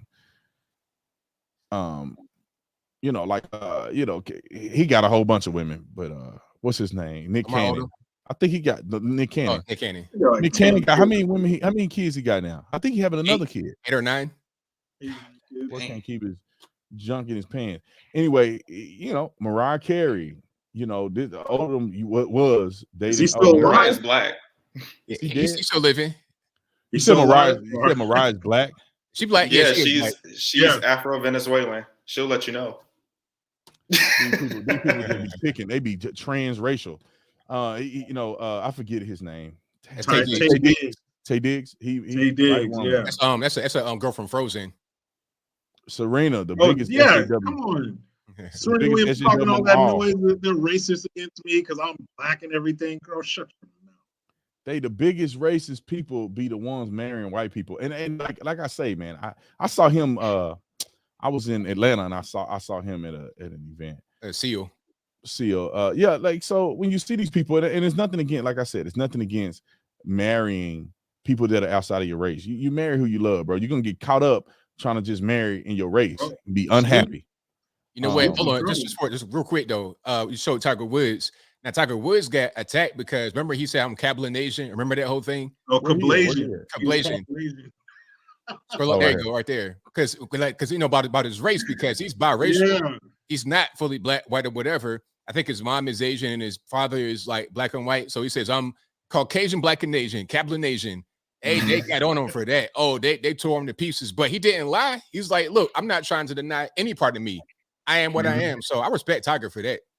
Hey, that picture of Sammy Davis Jr. Now that's real. You want to talk about some racism? He went through relationships like that so people like us could. You mean to tell me when that picture was taken, that wasn't a problem? But he didn't get some looks and some comments for that? Boy, they wanted to put a noose on that boy right there. Man, we've come a long damn way from what he put up with to what we don't have to put up with. We can be with whoever we want to out in public. Remember, my wife and I, we were in Hawaii. We were on our honeymoon. And we ran into this couple at Costco, and they were a black man married to a white woman. He said, do you guys ever have any problem, any looks, any, people making comments and stuff under their breath to you and things like that because of, your interracial couple? I was like, man, never, ever has anybody ever said anything remotely close to that about us being together. So I'm sure it's a far cry from what Sammy Davis Jr. or Quincy Jones had to put up with back in the 60s dating outside of their race. So to say that we have anything like that now is a bunch of crap. Well, I experienced a lot of racism when I was in high school growing up from black people. Is no way you could date a white woman when I was growing up. When I was growing up, you date a white girl, you bring a white girl home. Oh my God! And most of this was like peer. My daddy and them didn't care; they was over it. But in school, bruh, especially going to all black school, it was one kid. He ended up killing himself. But I don't know if this was the reason why. Dang. Unfortunately, he was the only dude in the school that dated a white girl, and they bullied him, bro. They bullied him to no end about how he was dating a white woman. So I think that people have to realize too that a lot of the racism that go on, I don't think it just, people think it's just coming from white people. I have never had a white person not one time say anything about me interracially dating at all. I've never heard a white person say anything. Black people make fun of you. Oh yeah. If you dating a white woman. I've had other black conservatives, bash me because my wife is white. Some of these conservatives, black conservatives, say that you shouldn't date outside your race. Do you know crazy? But they're also the whole don't be a menace. My white Nubian queen. They're the same ones, because I know all these people and they will date white women. They just want to appear to be kind of down with the cause, but that's all cap, as a cool kid say. It's all cap. It's not really reality. They will date white women or whatever they want to date, and some of them will go down the alternative lifestyle, but I ain't going down that road, so I move on. You gotta. It's the ones that yell the most are I think the ones that are doing it. Yes, when somebody's just bashing gay people all day long. You wonder, are you on behind the scene? You doing it? Don't women, white people are the biggest people in the world. They date and they married to white people. It's the very people who, even the people who talk about, let me stop, because then I'm gonna get on these conservatives and I don't want to start down that path. But let me say this, and I ain't finna put. I'm gonna try not to say nobody's name. Some of these people, and I got text messages. I got texts. You got receipts. Receipts. I got receipts. Some of these people are not who they say that they are. I got tricked into being mad at a young man because some women were flooding me and my wife with these messages. Oh, look at this. This person did this. And I was very upset with this gentleman. And I donated a lot of money to his little cause or whatever. And then I talked to him on the phone. He go, "Nah, bro. I got the receipts right here." Seeing. People online lying, bro. And I'm gonna leave it at that.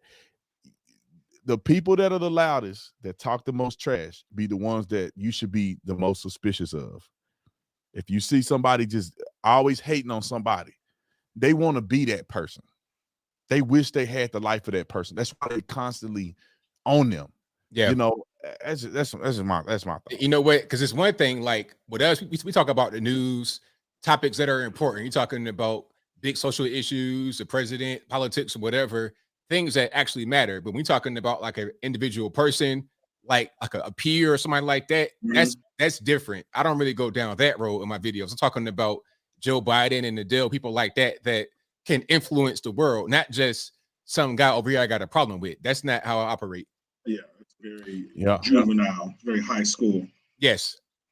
Yeah, but you got, people yelling about how America's so racist and white people are racist and blah, blah, blah. They're the most racist. I dealt with that a lot working in retail. People who are, I'm against this and pro this and blah, blah, blah. They were the first ones to say some racist stuff to get me confused with somebody. I worked with a Samoan dude, and people would be like, "Weren't you just over there? How'd you get over here so quick?" This dude, he looks Samoan. He don't look, not that he's taller than me. All Samoans are born like 6 feet tall. Dude's huge. Don't look nothing like me. But those are the ones who were telling me, I'm so. Or one dude told me Yeah, it was pretty. It's a shame what happened to that guy in Atlanta. You know, in that house in that construction site. I was like, who? I knew who he was talking about, but I was like, who? Oh, you know, the guy. I'm like, why are you coming up to me, tell me about some black dude who got killed in Atlanta? Why are you telling me? Like I know him or something. Yeah, like I saw him at the last meeting. He black Yeah, too. that's You it. gotta know him. Yeah. What's the black meeting? Yo, I was walking into my work, back turned, and you know when you got your back turned to somebody, that's universal sign for I'm not looking at you. I'm not paying attention to you. My back's turned. He goes, "Hey, I saw that Tupac documentary last night. What? What am I supposed to do with this information? I don't give a damn. You watch Tupac. Why would I care? But I don't know what it is in people that makes them, you know, say things or approach people with stuff like that. Like, what are you thinking? Do you think I'm thinking bad thoughts about you and you need to say something to me to let me know that you're one of the allies? Like, that is just so weird. But those are the first ones to say, hey man, I'm not racist, except for this racist thing I'm about to say to you. We're trying to connect corny. with you, brother. Go ahead. It's that white guilt, that white fragility.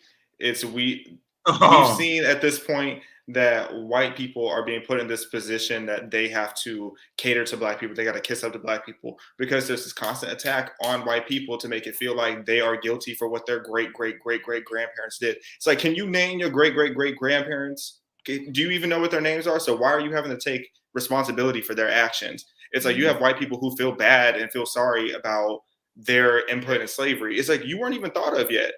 How are you feeling guilty about slavery when you weren't here?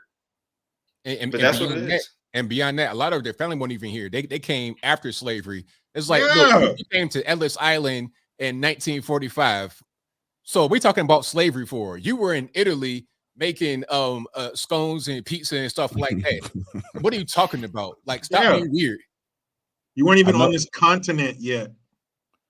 And it's just very weird, this whole racial dynamic that we live in, man. People are so weird with this stuff, man. Everybody's always talking about, that's what happened to Whoopi Goldberg. People are so woke, they have to make black people the prime victim. That black people experience this atrocity that no other person in the world had to go through. That's why we are just so downtrodden. That's why our communities are the worst, because we went through the worst. I would argue that the Holocaust was worse. I mean, if you ask me, I mean, people were just literally killed. They were tortured and killed because of their race. Slavery wasn't about racism. It was about cheap labor. And we were sold to the white man by who? The black man. And it was only about 6%, I think, of the slave trade was in the United States of America, or what we know as North America. 60, 70% was in South America. But we the most racist country on planet Earth.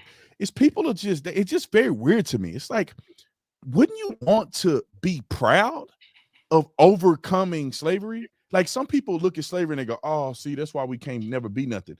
It's like, are you serious, bro? The people who came from slavery and made some of themselves, even back then when people used to have to buy their freedom, they bought their freedom and made something of themselves. And they lived as a slave at one point. You know what I'm saying? I think what Frederick Douglass. I think Frederick Douglass. I don't know. I gotta look it up. I don't know if he was just a generation. I gotta look it up for sure. I think he was a slave. I think he was. I think they were slaves, because it says that he was born into slavery, but you know, was he actually a slave? I think he was. But during their lifetime, they became some of the greatest men to ever live. And they experienced it in their lifetime. We got people 100 years later that ain't got no experiences, and they worse off and more of a victim than people who actually were slaves. But you know what, though? The thing about that is, a lot of people that cried the loudest about slavery and complaining about it are those that have had kind of privileged and charmed lives. A lot of black folks that they got black guilt too. Okay, you grew up in a 2-parent household, mommy and daddy, everything's going pretty good. You seen your cousin them in the hood, you say, oh, I'm feeling good with my cousin and whatnot. They're still in the hood, they're still struggling and whatnot. So the reason is because slavery. I'm gonna go out here, put on the Black Lives Matter shirt, and I'm gonna be the champion for my people that's still in the hood. I had a great life. I had a great mom and dad. But I'm gonna blame slavery for issues that exist with the black community. That's what I see a lot. Yeah, so Frederick Douglass he escaped from slavery. I didn't know if he was bought his freedom or not. He escaped from slavery. Okay, I make sure I'm right about Frederick Douglass. How does a black man at the height of slavery, it was going on, how did they get out and make something of themselves to where we're still talking about them today? My mom did our that 23andMe or whatever and traced our family back to 1812. They were free in 1812. So what's our excuse? We got phones and cars and all kind of HD and everything. So what's our excuse? 1812. That's way before the Civil War. So how did they figure it out? We have better numbers as slaves as far as married household, 2-parent households and all that, or a rate of marriage. We have better numbers back then. And since our argument that this is an oppressive country or racist country is so weak, I'm waiting for the moment where whoever's in charge of all this, allowing this to go on and capitulating to these fools just goes, that's it. All right, shut up. Okay. Most of the slaves are in South America, Chinese people, Irish people, Italian people. Everybody has slavery. You're not special. Shut up and get back to work. I'm waiting for that day. I want that day to come because I want to get to this equality they keep talking about. I want to get past all this. Everybody can stop talking all this crap and let's get back to everyday life. Because equality isn't just reparations. It's not just getting payback for what they may have done to you, to your people in the past. Equality comes with responsibility. That's what makes you strong. That's what makes you bulletproof to these nonsense issues. And, oh, he said that and pulled the statues down. Don't nobody care about that. Nobody cares about that. No other group gives a damn about none of that because they are tough enough from having personal responsibility. You did that, you did it, pay for it, move on. Not, no. It wasn't his fault. Something happened 200 years ago. Something happened 2,000 miles away. It's not his fault. That's not right. That doesn't help anybody. That's detrimental. So whoever that person is, whoever the gatekeeper is, hurry up and tell these people to shut up and get back to life. 100%. I mean, back then you had people who didn't have rights. They were enslaved. All they ever did was sit there and think about how badly they wanted to get out of that situation. They wanted to make something better themselves. So ambition was at an all-time high. Now we have this mentality in our culture where it's like you are going to fail by default. You are being oppressed by the white man. You can't do this unless a white person gives you this handout, and you're never going to get that handout. So when you have that mentality that is now being forced into the black community, especially through critical race theory, I feel like that's a big reason why we're seeing black people worse off now than they were right after the civil rights movement. That, and I'm sure you all have talked about a lot, but the destruction of the black family household with welfare and everything, getting black fathers out of the household. I feel like that's a big reason why now we see a lot of black people feeling like they can't go out and do better for themselves because they don't have that strong male figure that is in the house showing them what it is that they can do. 100%. And slavery is everybody. I think people in their minds, they think that every slave that came from Africa was kidnapped and brought up, like, or they were enslaved in castles, and the African people were treating them very well, and then all of a sudden they tricked the Africans. We're gonna take them and we're gonna put them in these beautiful homes here that we show you on this little, this paper, this papyrus that we didn't scratch in.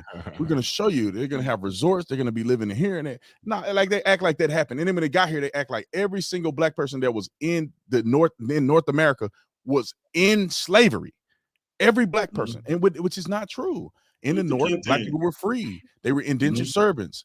What's his name? Anthony Johnson, the first legal slave owner in the United States of America, was a wealthy black man who was a property owner, and he owned slaves. He was hard. What do you say? He was harder than white slave owners. He was real hard. Yeah, like no games. Yes, 100%. Like a lot of people that own slaves weren't like the way they try to show on the movie Roots, where they're just getting beat and killed. It wasn't like that in North America. Not really. Yeah, some that were like that, of course, but that wasn't typical because you paid a lot of money for these people. You're not trying to kill the slave you paid a bunch of money for, but you did have some vicious people. It didn't really matter the race. You could be black, white, or whatever and be a vicious slave owner. That's just the reality. But it's all about the white man bad and all this and that. Slave owner. When was he owning slaves? The 1600s. I mean, this was right around the beginning of slavery. This man owned slaves. Yep, in Virginia. And there's others like this. I mean, I think that people, the misinformation that we get and stuff like this is just, it bothers me, because I'm like, are we living a whole lot? Is everybody mad at each other for absolutely nothing? I'm telling you, man, 20 years from now, we're going to have to correct our children and say, no, we were alive. They lying to you. They are going to act like BLM, the movement, was like Martin Luther King's civil rights movement. I guarantee you they're going to try to paint that picture. The problem is they don't have necessarily a prominent black figure yet that they're gonna hoodwink you into believing was a part of this whole dynamic change. They may put in somebody like Colin Kaepernick and some other Benjamin Crump and all them and make them out to be these pioneers, because in the 2000s, white cops were just killing black people for no reason. For no reason. They could just hunt you down in the middle of the street. And black people, their uprise ended racism and systemic racism in the police department. Bro, I'm telling you, they're going to do that, because you got to think the images that we have archived is Black Lives Matter on basketball courts, people wearing Black Lives Matter t-shirts, all the sporting events, companies pledging millions of dollars to support Black Lives Matter. You got people kneeling, dude. George Floyd is going to, it's George Floyd. There you go. It came to me. George Floyd is going to be the new Martin Luther King. Mark my word, in 20 years, 50 years, they are going to reinvent George Floyd, because kids are going to walk through. They're not going to see they're not going to see Robert E. Lee. They're not going to see anything. They're going to see George Floyd and Breonna Taylor, and they're like, who are these people? They're not going to act like George Floyd was a complete crackhead criminal. They're going to say he was murdered and his death changed the world. Dude, he's going to be a civil rights activist. Oh my goodness. Yeah, and that's not too far from the truth, and that could totally happen. And it takes people like us who are here, who know the truth, to tell these kids the truth, because it couldn't be further from the truth. These people were not leaders. These people were not icons. They were scrubs and criminals and garbage. But they're going to scrub history. They're going to cut all the clips to make it look like they were out there fighting for change, that without them, Black people would still be in the depths of society. It's a bunch of crap. You see that clip of Don Cheadle when he found out who owned his family when they were slaves, and it was some Chickasaw Indians. He was like, Chicka what? He was like, no, but it's supposed to be Boss Hogg who was beating my family and cutting their right foot off. Nope. It was some Indians. You know why? Because everybody was a slave and everybody had slaves. That's what you did. If you have the power and the money, you're not going to go till your fields. And especially if you conquer some other tribe, some other village or something, you beat somebody in a war, the first thing you're going to do is take able-bodied people and make them slaves. It's going on forever. How we got the golden ticket of the most oppressed, and we must have had slavery harder on us than anybody else. I don't know how that happened, but we don't have the monopoly on slavery. Everybody went through that, not just us. And how we keep being portrayed as the weakest of any of the people to ever be enslaved is beyond me. I don't know. I don't know how the other groups bounce back from slavery so well to where it's not this albatross around their neck like it is for us, but everybody's done it. Everybody's experienced it. Why are we so different? Bro, look at this, man. There he is. I'm telling you, man, look at this. And today we see it and we go, this is stupid. But in 20 years, these ignorant kids who ain't gonna read nothing is gonna look at this mural of what appears to be a strong Black man. The same way they present all of the Black heroes, they put them up, they make them big images. He just looked like a friendly guy. They probably got this from his little porn site or whatever he was doing. This dude was doing pornography. Why don't he have a shirt on? Why you said why he does? Why doesn't he have a shirt on? No, he does. It's a wife beater. It's wife beater. That's the post. You know, that's the post X, Y, and Z shirt. That's when you got that PCP running through your blood. You hot. Take that shirt off, bro. They got look at how they treating this man. He was a felon who went to prison multiple times. He pulled a gun on a woman in a home invasion, went to jail over that. He was trying to buy stuff with fake money and resisting arrest of police. Like the question is, what did he do with his life? Like, why is there a statue? Like, for a statue, you have to have been somebody that did something in your life. Maybe it's what Nancy Pelosi said when she said, "Thank you for dying." Maybe it's that. Yeah. Thanks, buddy. Yeah. They bought us some time to get Sleepy Joe in office. Yeah. Thank you for dying for our cause. And now we can push racism as much as you can. I'm not saying he deserved to die. I think Chauvin was a complete idiot. And as a former police officer, Chauvin was a complete idiot for what he did. However, this man don't deserve to be eulogized like this. With 5 funerals, golden casket. Golden and the fools, caskets, bruh. The fools sitting next to him in that picture on the bench next to his statue are old enough to have been alive in a time where they know this is a lie. They've seen real civil rights. They've seen real leaders. They've seen people worthy of a statue. So how they're sitting there smiling next to that statue is beyond me. They should know better. Revisionist history. Let's put this together real quick, and I'm gonna let y'all jump in on this. This is George Floyd. This is Breonna Taylor, knee deep in a criminal enterprise. I got all the evidence on my website. The jail phone calls that she made with Jamarcus Glover, all of the stuff. Even Walker, the guy who shot the cops that they let out, even he was involved in the. I know people. Her mama is a gang member. Her family is a gang family. She's doing all this crazy stuff. Unfortunately, she got caught in the middle of something and got killed. But George Floyd's face, her face, and actual civil rights activist face. Dude, he was actually a part of the civil rights movement. Now, I don't like John Lewis because he was a Democrat, and I feel like I don't like Democrats. But I respect the fact that he was a civil rights activist. He actually did stuff in his lifetime. And he died, and he was an honorable man according to the left. But in generally speaking, I think he had enough clout to stand on his own too and say, okay, I did something with my life. I was a part of history in an important way. And just because of his political stuff, I didn't like him. He probably was a great man. He has a statue here. How did they get a statue next to his? This is the revisionist history that I'm talking about. They're going to look up John Lewis and they're going to say, John Lewis did all this civil rights activist stuff. And then they're going to associate him with her who never did anything civil rights activist or George Floyd. Anyway. I mean, they already started rebranding George Floyd's whole story. You heard Joe Biden himself say that even Dr. King's death didn't have the same worldwide impact as George Floyd's. That blew my mind. That was all telling. Like, you're telling me that this situation, this drugged up man who, again, obviously should not have died, you're telling me that his situation is even in the same category as what Martin Luther King's work was. He stood for nothing that Martin Luther King stood for. So I just don't even understand how these people are put together. What would Martin Luther King have said about these people, about Breonna Taylor, about George Floyd? Probably a lot of the same things we are. And somebody like John Lewis, who was there, you were there, man. How can you let them twist and rewrite history like that? You were there. It reminds me of when Megan Thee Stallion came out with that song she made with Cardi B. And the WA, that song.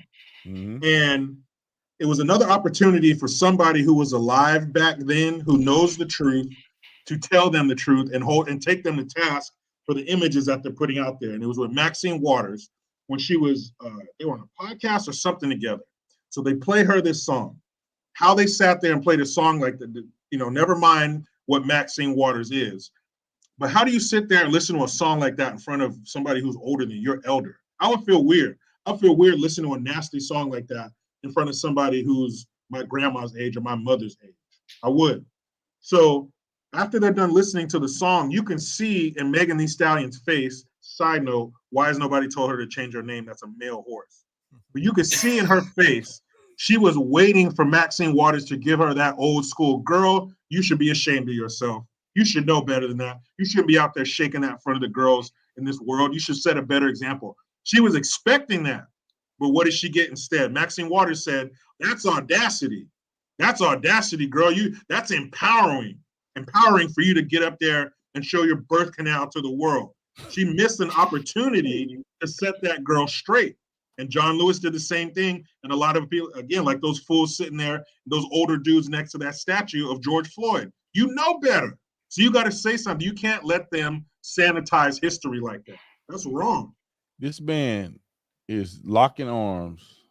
Right and there. there's a lot to say about Martin Luther King, because I didn't agree with everything Martin Luther King did and stood for. I think people try to make him out to be something that I think what he did was great for our country, but I think a lot of his ideologies were not what people paint him out to be, right?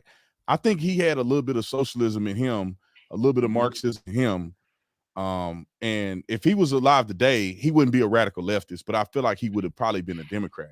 Maybe back then, maybe he aligned. He was against capitalism. He hated capitalism. He thought capitalism was evil. And so there's some things that Martin Luther King stood for that I don't think I agree with. His overarching presentation and who he is and what he stood for and his iconic speech kind of sets him up on a pedestal where it's very hard to critique him. But John Lewis is in this iconic picture. We're arguably, whether you like him or not, one of the greatest historic people in American history. And he has a statue next to George Floyd and Breonna Taylor. I can't stomach the stupidity. And people of Americans of African descent are completely okay with it. I mean, not everybody.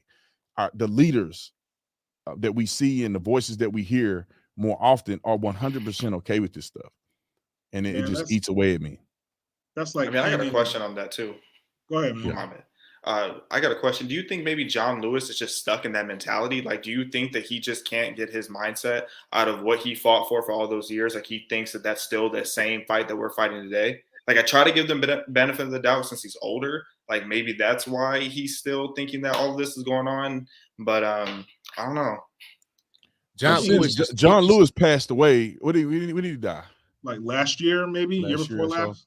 But I think go ahead, ABL. John Lewis, the thing about him is that he is not necessarily some kind of, I don't want to be rude when I say this, but not some kind of like genius person. He's just a guy that was involved with the movement. Yes, of course, he was there. But when you're talking about trying to innovate, come up with new ideas and ways to move the country forward, that's not really his forte. So he'll pretty much just go along and get along. Yeah, that's a man that's his age would not be done with all this LGBTQ stuff. He wouldn't be with it. I mean, you 70, 80-something-year-old black man, would you be down for transgenders being able to be in the same bathroom with women? Of course not. But you're a Democrat, you're a politician, so you got to go along to get along. That's kind of where he found himself. He didn't want to rock the boat, and he didn't want to go to the other side and be a conservative because that goes against this whole thing. So he pretty much just was a career politician, ultimately, unfortunately. And Clarence Henderson. I agree, man. A lot of people don't know much about Clarence Henderson. I met him and I invited him to speak at the first Black Leadership Summit that we did. But Clarence Henderson was a part of the sit-ins and stuff like that. I can't see the picture well enough to know which one is him. But he did the sit-ins. He was a part of the civil rights movement. He was just as much a part, but he's a Republican.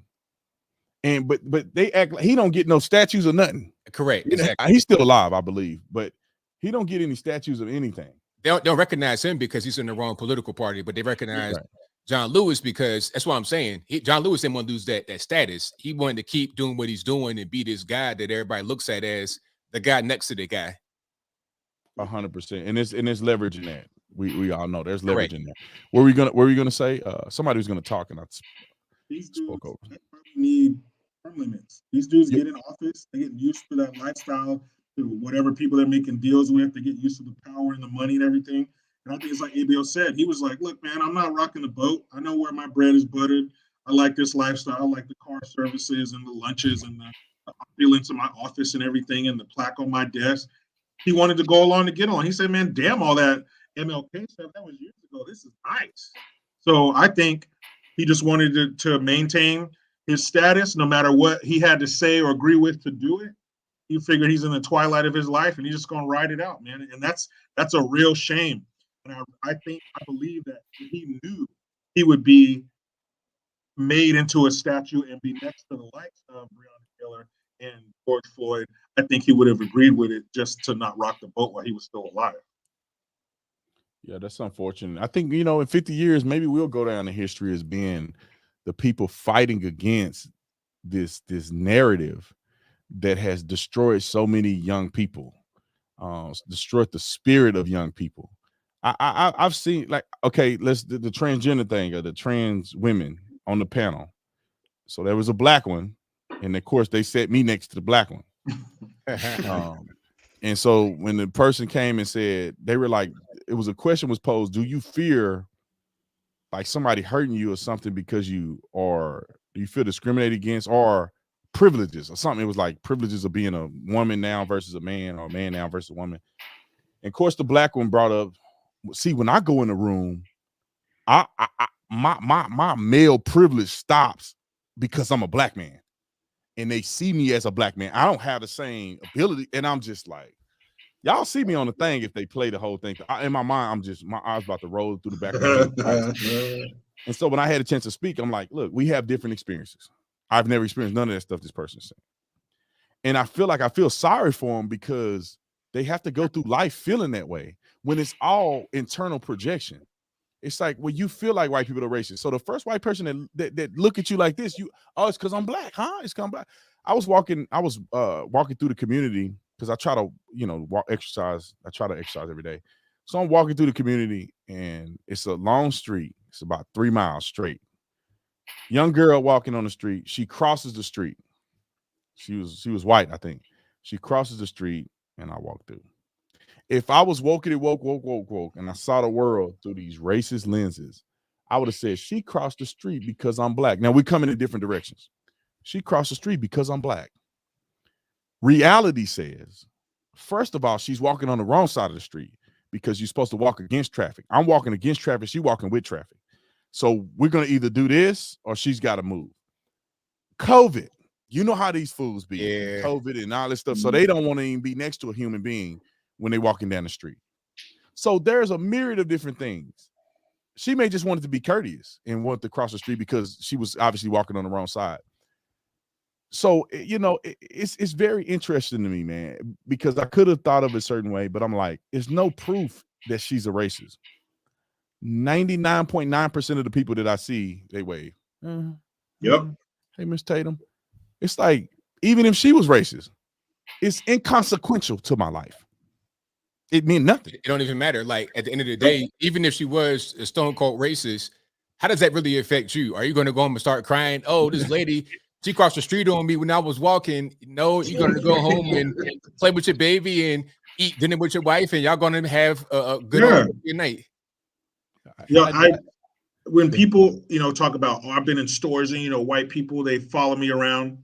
The only situation in my life, and I grew up near a town, the nearest mall was 2 malls were in a town called Salinas, which is predominantly Mexican, and a city called Monterey, which is predominantly white. A lot of old Italian, they call it Spaghetti Hill, a lot of old Italian money there. So I've always, in a lot of situations, I've been the fly in the bowl of buttermilk, so to speak. The only time I've ever had anybody stop me in a shopping situation ever was when I was in Baltimore. I was walking into a Foot Locker. I had been to a couple other stores, so I had a couple bags in my hand. I'm walking into the Foot Locker. They have a dude standing at the front of the store behind this like raised podium. It's raised up about a foot, and it's like the Foot Locker logo on the podium in front of him. You know what he stopped me for? Because he didn't want me going in the store with bags because he thought I was going to steal stuff. So I looked down, and there's a bunch of other bags from a bunch of other people who were in there shopping that had to drop their bags off. So the only time I ever had any kind of issue with a store worker stopping me or saying something to me was because I had to put my bags down because they were afraid that I was going to be stealing. Now, I don't think I need to tell you what the racial makeup was of 99.9% of the people in that mall in Baltimore. So the only person that ever give me any heat was a person that looked just like me because he didn't want me stealing nothing. So this, and I don't know anybody, maybe they just never told me, but who is going to follow somebody around the store because of what they look like? It's just not. I saw a show. I forget what little Disney show this was. you know, they had to go back. It's an old show. It's not even on the air anymore. They're playing the reruns. They had to go to the Wokest show or you know, episode where there was a black girl and a white girl. They were best friends. They go to apply for a job to work at a retail place. They're both obviously overly qualified. I mean, they're like all gung ho. They're the manager. They're finishing her sentences, right? So she's like, "Oh, both of you guys are hired." So they get hired. The white girl, the black girl is like working in the back office or whatever. She's doing like some stuff, and then the white girl was tasked to follow black people around the store to make sure they're not stealing. And you know, it's not like real where the store is only big enough. It's big enough where you can stand in one place and look at the whole store, right? So they got the white girl behind clothes. I mean, doing the most. And so then she gets confronted by the white lady. By the black girl confronted her and be like, "What are you doing?" She go, "I'm sorry, but she told me to look after black people." So long story short, they bring in a white guy to steal, and then they brought a black dude in there to just shop to prove a point to the manager. And of course, the manager is just following the dude around everywhere. And the white dude is like taking whole racks of clothes and walking out the place with it. And there was a moment of clarity for the white woman that not every black person is stealing. You know, it's just like, I've never been followed. You know, nowadays people say, you know, a sales associate, they want to sell you stuff. So they follow you to try to see what you want to buy and be there for you when you turn around so you can get that sale. Now that's racist. And then if the sales associate go, "Okay, I'm not going to follow this person around," that's racist too, because you just ignoring them. Oh, y'all don't think I can buy them? With Jim Jones, the rapper, he blew up in the Gucci store because they ignored him in the Gucci store. Blew up. But if they follow him to try and sell him some Gucci, "Oh, we black, so you following us. We smell like weed and all that, but don't follow me." It's like, man, you can't win. You can't win. And then also, speaking about stealing, we've gone away from this whole "oh, you following me" thing, and that's racist, to now I could just straight steal, and if you stop me, that's racist. Yeah. Man, it is twisted, man. The reason they didn't follow Jim Jones around is because of the music you made, Jim Jones. They don't want to get nowhere near you. I don't blame them. Bowling. Goodness, man. You know, it's so stupid. It's crazy to me how much these really wealthy and intelligent black people are fall victim to this stuff. Like, it's like Jim Jones. I mean, maybe you at the end of your.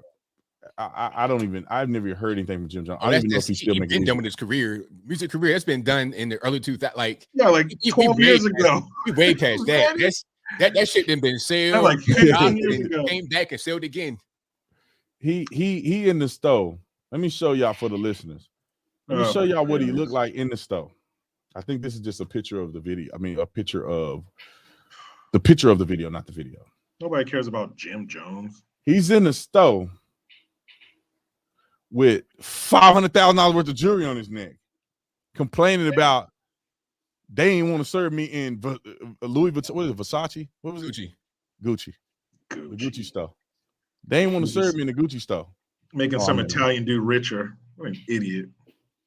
Oh, I clicked on something. If you want to eat healthy, feel your best. I want to set the video. Now that's him doing some rap stuff. But I mean, these dudes are just crazy, man. They got tons of jewelry on, and they the biggest victims, man. And I don't know if I got to look at it. Was he mad at the black people? Because I thought it was black people in there treating him a certain way, and so he was mad at them. Well, how are they supposed to treat him? Was that not what it was? Was he not mad at the black people? Because I thought it was like he was saying, it ain't the white people treating you like this, your own people treating you like this in Gucci. ABL, was that what it was or no? I've not seen the whole thing, but I think it was something about he didn't get great customer service. Like, it didn't give him the sparkling water and stuff like that. Like, he wanted to be catered to, you know, kind of get babied. It's like, man, come on, man, give me some snacks and whatnot. Give me a little glass of wine. I'm in here spending my money, man. I got 30 bands. Can I get a glass of wine? Can I get some Perrier? That was the conflict, if I'm not mistaken. Let me just jump on it. These hood dudes mess up these high end places, bro. They water these down. I'm gonna be honest, bro. I went into Gucci the other day. They got this big mall out here in Scottsdale, and so I said, let me go into Gucci. Let me see Louis Vuitton. Let me go up in here. It's funny because Louis Vuitton don't have the same clientele as Gucci or Michael Kors, and you know it go down and down and down. I was in Gucci just perusing. And these dirty hood rats come in there, bro. They ghetto is a mother, and you know, They got a Toyota key in her hand. I'm like, you driving a Toyota and you in Gucci, like your priorities are not right. They in Gucci looking trashy and everything, and they just all in there. And I'm just like, it's that stimulus check people were getting, and they were going into Gucci in these high-end pieces. And the stimulus checks, man, that was a scourge upon society.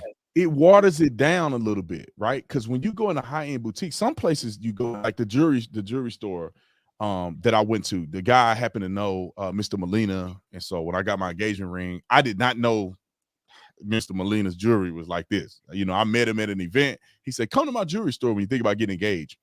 I go into Mr. Molina's, and they got a glass door that you have to go in the middle with a guard there. And then when the glass door shut, the other glass door open. And I remember going in there and I saw million, 20 million, 5 million. I almost passed out. And the lady came up to me, Barbara. I love Barbara. Barbara came up to me and said, how can I help you? And I said, ma'am, I ain't gonna waste your time. I can't afford nothing in here. Because she asked me, you want a glass of wine? Because when you go into that jewelry store, they offer you a glass of wine. Do you want something to drink? They roll out the red carpet for you. And I remember telling her, nah, I can't afford nothing in here. I'll see y'all one day. But they had a back part. She said, oh no, come around the back. So in the back where the peasants go and shop at, you know. But anyway, it's nice in there. Everybody's dressed with suit and tie. Like it's a legit jewelry store. It's not like the watered down stuff. You come in there acting like that, they may kick you out. I don't know if they will, but and people not don't want to vibe in there. They don't want to have that kind of, like, if you're in there shopping, you don't want that kind of energy in there. You don't want to have the waft of weed smoke come across your nose. You don't want that to be, you having your little glass of wine, your little sparkling water, minding your business, nice, cool environment. Here come me, man, give me my, man, I don't got no time for that. No. You see them, bro. They come in there with a bag of money. Like, in cash, cash. You're putting people at risk now. You know, you bringing that gangbanging stuff around here. Somebody may want to, you on IG, somebody may want to see you when you hit the parking lot back there, like they did Extension or whatever his name is. Yeah. But it's like, if I was a business owner, I'm like, I don't want y'all up in here. Get up out of here with all that gang. You want to buy something, then come up here and we'll do the transaction. I seen some, like, it was a black lady in there and other people that come in there that's all races. They all come in there and they're very professional. She come and look at the jewelry. They ain't in there hood ratting. Yeah, man. Everybody don't belong everywhere. I know that they try to push that everything belongs to everybody and everybody belongs everywhere and should have everything. No. You shouldn't unless you're able to be there. If you don't earn the right to be in there, you shouldn't be there. And if you're not on that level, don't come up in here with that. This is not the place for it. Where you want to go is a couple towns over on whatever street. That's not what we do here. That's not the environment for this here. Just like certain things you do at home. When you go to work, you don't kick your shoes off. You do that at home. There's certain behaviors for certain places, period. And people need to understand that. And because people tell you not to be here with that kind of behavior does not mean that it's racist. It means that you have the wrong behavior for this environment and you need to take it elsewhere. And why can't you just say, you know what, you're right. Let me get out of here. My bad. If there was more of that attitude, the world would be a better place. Man, even if I sometimes in places, oh, my bad. No, go ahead, brother. There's even times I will see, like, people aren't even in the nicest of places, but just acting so ratchet for no reason, and then wonder why these stereotypes come. Like, I saw there's this radio personality, I forgot her name, but this was like a week ago. She was on a bus and she had a speaker with her. She was blasting Nicki Minaj like as loud as it could be, and then started filming this old white lady that was minding her business, but apparently had asked her if she could turn the music down. She was like, I can't believe you talking to me like that. Starts cursing her out. She was like, and during Black History Month, I'm gonna do what I gotta do. Then she turns up the music even louder. She starts like rapping out loud and doing the most. I'm like, this is so ghetto. Like, why do you behave like that and then wonder why certain people look at you a little sideways when you walk into the room? It's not because you're Black, it's because your behavior. Culture. Yeah, I was in me and the wife was in I forget what store it was, Nordstrom's or somewhere. She was looking at some shoes and I'm sitting there, you know, I'm bored out of my mind. I'm sitting there, this white lady who's a salesperson, right? And this is one of the malls where you go in and there's different platforms. Like you got the men's shoes and the women, it's like open platform, people just walking through or whatever. And the sales associate is just sitting there hawking, you know, they sitting there and they wait till people come over and they get you. So we're just sitting there. The white lady, she's not working with anybody. She's just kind of waiting for somebody to walk in the area. My wife is back there taking shoes. I'm sitting at the thing. I hear thuggery coming through the door. No, cuz, I don't know. They N-word and I don't even want nothing out of her, cuz. I look over there and their pants is down to their knees, looking super thugged out. The lady, we saw it at the same time. I looked at her, she looked at me. The eye contact is like, man, she okay, was you like, see it too. You see, these your people over there. You ain't like them, but you see what I see. You know that's ratchet. Oh like, man, we get a bad rap, man. I was in there with a nice shirt and some pants on or whatever. It's like, but I'm the only one in there. It's only like 4 black people in here. I'm in the corner sitting down, behaving myself. The attention goes to the dummies that come in here acting a fool. Same thing on a flight I was on. I was on an airplane. I'm dressed nice when I fly. Thuggery come through. Oh, they pants sagging. They smell like weed. They in there doing all kind of stuff, getting on the plane loud. They hitting on a flight attendant. Bro, she bad, bro. She bad. I smash that. While they walking through the thing. And I'm sitting there like, God, this is why people think we all messed up. Because the impression that you get is that black people are so uncivilized. The only people acting like this on the plane was the black people. Only people I saw coming through the door at that shoe store in the mall that was like that was black people. And you can't, I mean, when does it turn from racism to training? When these people see this constantly, every time it's the same looking people, it's human nature. You're going to evolve to expect that type of behavior from the person that comes in that package because that's what you see all the time. But if you try to have some class and some decorum, if you will, oh, why are you acting like that? You're this and you're that. No, I'm just civilized. I'm just behaving myself. Wait, why do I got to hear you before I see you? Why? My mom, she would tell people like that. I don't care how much gold teeth you got in your mouth. I don't care how much you smell like backwoods and weed. My mom would be like, hey, man, pull your pants up. I'm like, Mom, I'm gonna have to squab with these fools if something happens. But she thought that's disgusting. You got us out here looking bad. She would tell people like that. And we were at it was called Blues in the Park, this big old lawn area across the street from the Seaside Police Department. Every year, the bands would come out there, and it was during the jazz festival. They'd come over and play. Kids, people taking off their shoes, dancing, food trucks, a beautiful experience. What do we hear about 20 feet behind us? Oh man, where we gonna sit? My mom turns around like, damn, because everybody else in there is saying, man, look at them. But you want to say, that's them. We're not like them. Chris Rock has a famous bit about this. There's 2 categories. We are clearly not one of them, but this is what they see all the time. So it puts us in a bad position, like we're almost on damage control all the time. Like that's not us. That's that certain sect of our group. And everybody has that group. They're just not quite like ours. And if a white man walked into a jewelry store or a mall with a swastika tattooed on his forehead, and had a Confederate shirt on, they call it police. People judged him, nobody would care. They'd be like, "Oh, bro, what else were people gonna think? You came here with a swastika on your forehead." Brothers literally come with teardrops on their eyes, tats of murder and thuggery all over their necks, with their pants sagging, and you're supposed to be like, "Oh no, you're just like everybody else." It's like, no, bro. Hell no. That to me, you look like you thugging. What comes with thugging? Drug dealing and violence and all kind of stuff. And then like the baby. Y'all remember he got in a fight with that dude in the jewelry store? Oh, yeah, he put him to sleep. The dude pants was hanging down. He got blood coming out of his nose. He should have got knocked out for that. They up in the public place fighting.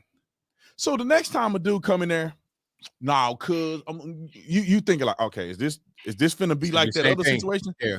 2 of these dudes with their pants sagging in the same store, are y'all finna beef or no? Because you rarely will see somebody with a suit and tie or somebody dressed reasonable. I mean, even living in a black community where everybody's black, you know the difference. You know what I'm saying? You know, people act yeah. like it's just a white thing. When you black and you own a business and you see thuggery come in your business, you like, oh, hold on, bro. Like, y'all can't be doing that up in here. You can call the police on them. And then you see nice, normal black people come in your business, they're not as suspecting. It's okay to do that in the black community around all the black, but when white people do it, they racist. It's like, nah, man. People are smart. Equality. They can pick up on your presentation. Do you want some of the equality or all of it? If you want all of it, it comes with behaving yourself and being responsible. You can't just have everybody's picking on me. No, act right, man. What's wrong with you? And if you don't act right, pay the price. And after you're done paying the price, you can come back and behave yourself and everything's fine. But you can't constantly be like, no, it's not their fault. No, leave them alone. You don't want people biting their tongue because they don't want to. Man, forget all that. People like that need to be something needs to happen to them. Yeah, see, I don't even give my shout out to my Rumble people. I'm on Rumble right now. I think people should know. I forget sometimes. I got to get in the rhythm because Rumble don't censor you like they do over here. So I do it on both, and eventually we're gonna do a little section on Rumble where we just go off and say anything we want to say, because you can't do it on here, you get banned. But anyway, I think we've been running at it for a while. I've been having you guys on here. I know y'all, ABL's on the East Coast. I don't know where you're at. Is how you pronounce your name? Xavier? Yeah. Okay. Is that how you spell it? Yeah, it was an error on my birth certificate, but my mom liked it, so she kept it. Hey, no, that go. Hey, makes my username easy. It makes it unique. I mean, I bet a bunch of people are like, "Am I saying this right, or do I have to put the A in there?" Yeah, I almost said that, but I was like, let me just try with Xavier, and if he correct me, then he correct me. You know what I'm saying? So, but I didn't forgot what I was about to say. Where are you at? What part of the country are you at, Xavier? I'm in the Bay Area. Oh, okay. Sorry, yeah, you're in the belly of the beast. Yeah, you and Jericho. I think Jericho, you're in the Bay, right? I'm about 30 minutes from Sacramento, so I'm like a couple hours from where Xavier. Oh, okay. What I don't know nothing about California. I thought that all was considered the Bay Area. It depends, but Sacramento's, of course, the state capital, but the Bay is like San Francisco, Oakland, Richmond, South San Francisco, that kind of, that's the actual Bay. People try to ride their coattails, like, I'm from the Bay. No, you're not. If you can't see the water, you ain't from the Bay. How you from the Bay? You don't see the Bay. Yeah, so, come on, man. You live in the mountains. Yeah, but what I was gonna say. Oh, I just want to wrap it up. I appreciate you guys being here. It seemed like more people come during this time. I may have to make it a little later. ABL, you have to bear with me if we do make it a little later. What I was gonna say, somebody said, do you have a Rumble link, B. Tatum? I gotta fix that. We'll put the Rumble in here, but I'll make sure I put the Rumble on my link tree because I forget to do all that stuff. I got 100 platforms that I'm on. I'm trying to figure it all out. But thank you guys for being here, man. I appreciate everybody that's watching. Thank everybody for the super chats. But before we leave, like we always do, I want everybody to tell the audience where they can find your stuff. If you got merch, whatever the case may be, we'll start with ABL. ABL, how can they find you? How can they find you, ABL? Well, the best thing is you could just search ABL on YouTube. I pop right on up. I'm the first result. Also, go to the website, anthonyblogan.com. That is ANTHONY, the letter B, LOGAN.com. You can find my email, my snail mail, my social media accounts, all that good stuff right on the website. Every time I put a new video out, it's on the website as well with an article to back it up with sources. So go to the website, go to the merch website, ABLmerch, MERCH.com. Check me out. Awesome. Jericho, go ahead. As usual, tough following ABL. ABL's everywhere. Just turn your computer on. You'll find ABL. Thank you for having me, of course. YouTube, Jericho Green, jerichogreen.net. If you go to YouTube, I got all the links to all my stuff and the whole link tree thing. I am on Spotify now. I'm branching out. So check that out. But yeah, pretty much Jericho Green. I'll pop up either me or some lady who does fitness training, which is weird. I'm at the top of the search results. Look that up. And thank you for having me, Brandon. Yeah. You guys can find me at just my first name is my main platform is Instagram, just at Xavier, XAVIAER. I also have Basic Facts Matter on Instagram. We got new merch. Get your Black Lives Matter. It's a scam shirt. Since people want to act blind. And that Twitter is Xavier D. All right, Twitter Xavier D. Y'all appreciate it. Thanks, Xavier, for being on here, man. I really appreciate you coming through. I admire the stuff that you post. You know, you're the new addition. I just saw your stuff just the other day, and I was like, how have I not been following this dude for a long time? So keep up the good work, man. ABL, Jericho, all of y'all, man. I really appreciate y'all. I think we're changing the world, and incrementally, we're changing the world. Like these videos. Go ahead, Jericho. I just wanted you to see my little wall art back there. You see that behind me? That look familiar? Oh, my book back there. Right there. Where is it? Somewhere. There it is. Anyway, yeah, back there on the wall. I wanted you to see that. You mean that's the equivalent to making it on the ABL got the book too, man. Yeah, man. That's the equivalent to making it on the refrigerator, man. You made it. That's awesome, man. Hey, I appreciate that, man. I definitely appreciate you guys. I think we're changing the world, man. One step at a time. I really do think we're making an impact. So many, and I'm good with everybody. There's everybody that come to me, but when I see Americans of African descent come up to me and say, "You changed my life. Thank you for telling the truth, man. I used to hate you, dude." Everywhere I go, there's Black people that come up to me and say that, and that to me makes me like I'm making a pretty significant difference in a dent in a I would say a group of people that many would think is very challenging to convince, because it's a lot of peer pressure and all of that. So, and I know all of you guys are doing a very similar work, man. And the reason that I allow people to come on my live stream and all this other stuff, especially people that I think are up and coming, is because that very thing. Like I think we all have a voice, and we all should be promoted because everybody on here is different. There's people that follow ABL that never heard of me, and Jericho and Xavier that never heard of me. You know what I'm saying? And ABL, some people follow me, never heard of ABL or never heard of Xavier. And so it's good for us to share this because we all have a unique testimony and story, and somebody may resonate with one of us more, and they may, like to follow the content. Because everybody ain't gonna like the way I talk and B. Tatum and the way I do police reviews. Somebody may not agree, but you'll find sanctuary in at least one of us and really enjoy our content. Or you're a primetime person and you follow all of us because you get a little bit of everything. So I just want to throw that in there. I appreciate you guys. I'm going to y'all stay in the back end. I'll finish up with you guys and I'll close it out with the audience. So I'm gonna bring y'all down. Y'all stay in the back end. And don't go nowhere. Shout out to everybody that's watched the live stream. Thank you. Follow those brothers, man. Follow them on the IG. Follow them on the YouTube channels. Google them if you forgot all the stuff that they said. Do. Somebody, how can I help you guys outside of sharing videos? Somebody said, how can they help us out outside of sharing videos? I don't know. I mean, it just depends on how you want to help. Telling somebody about it if it's not sharing a video. That's another way to do it.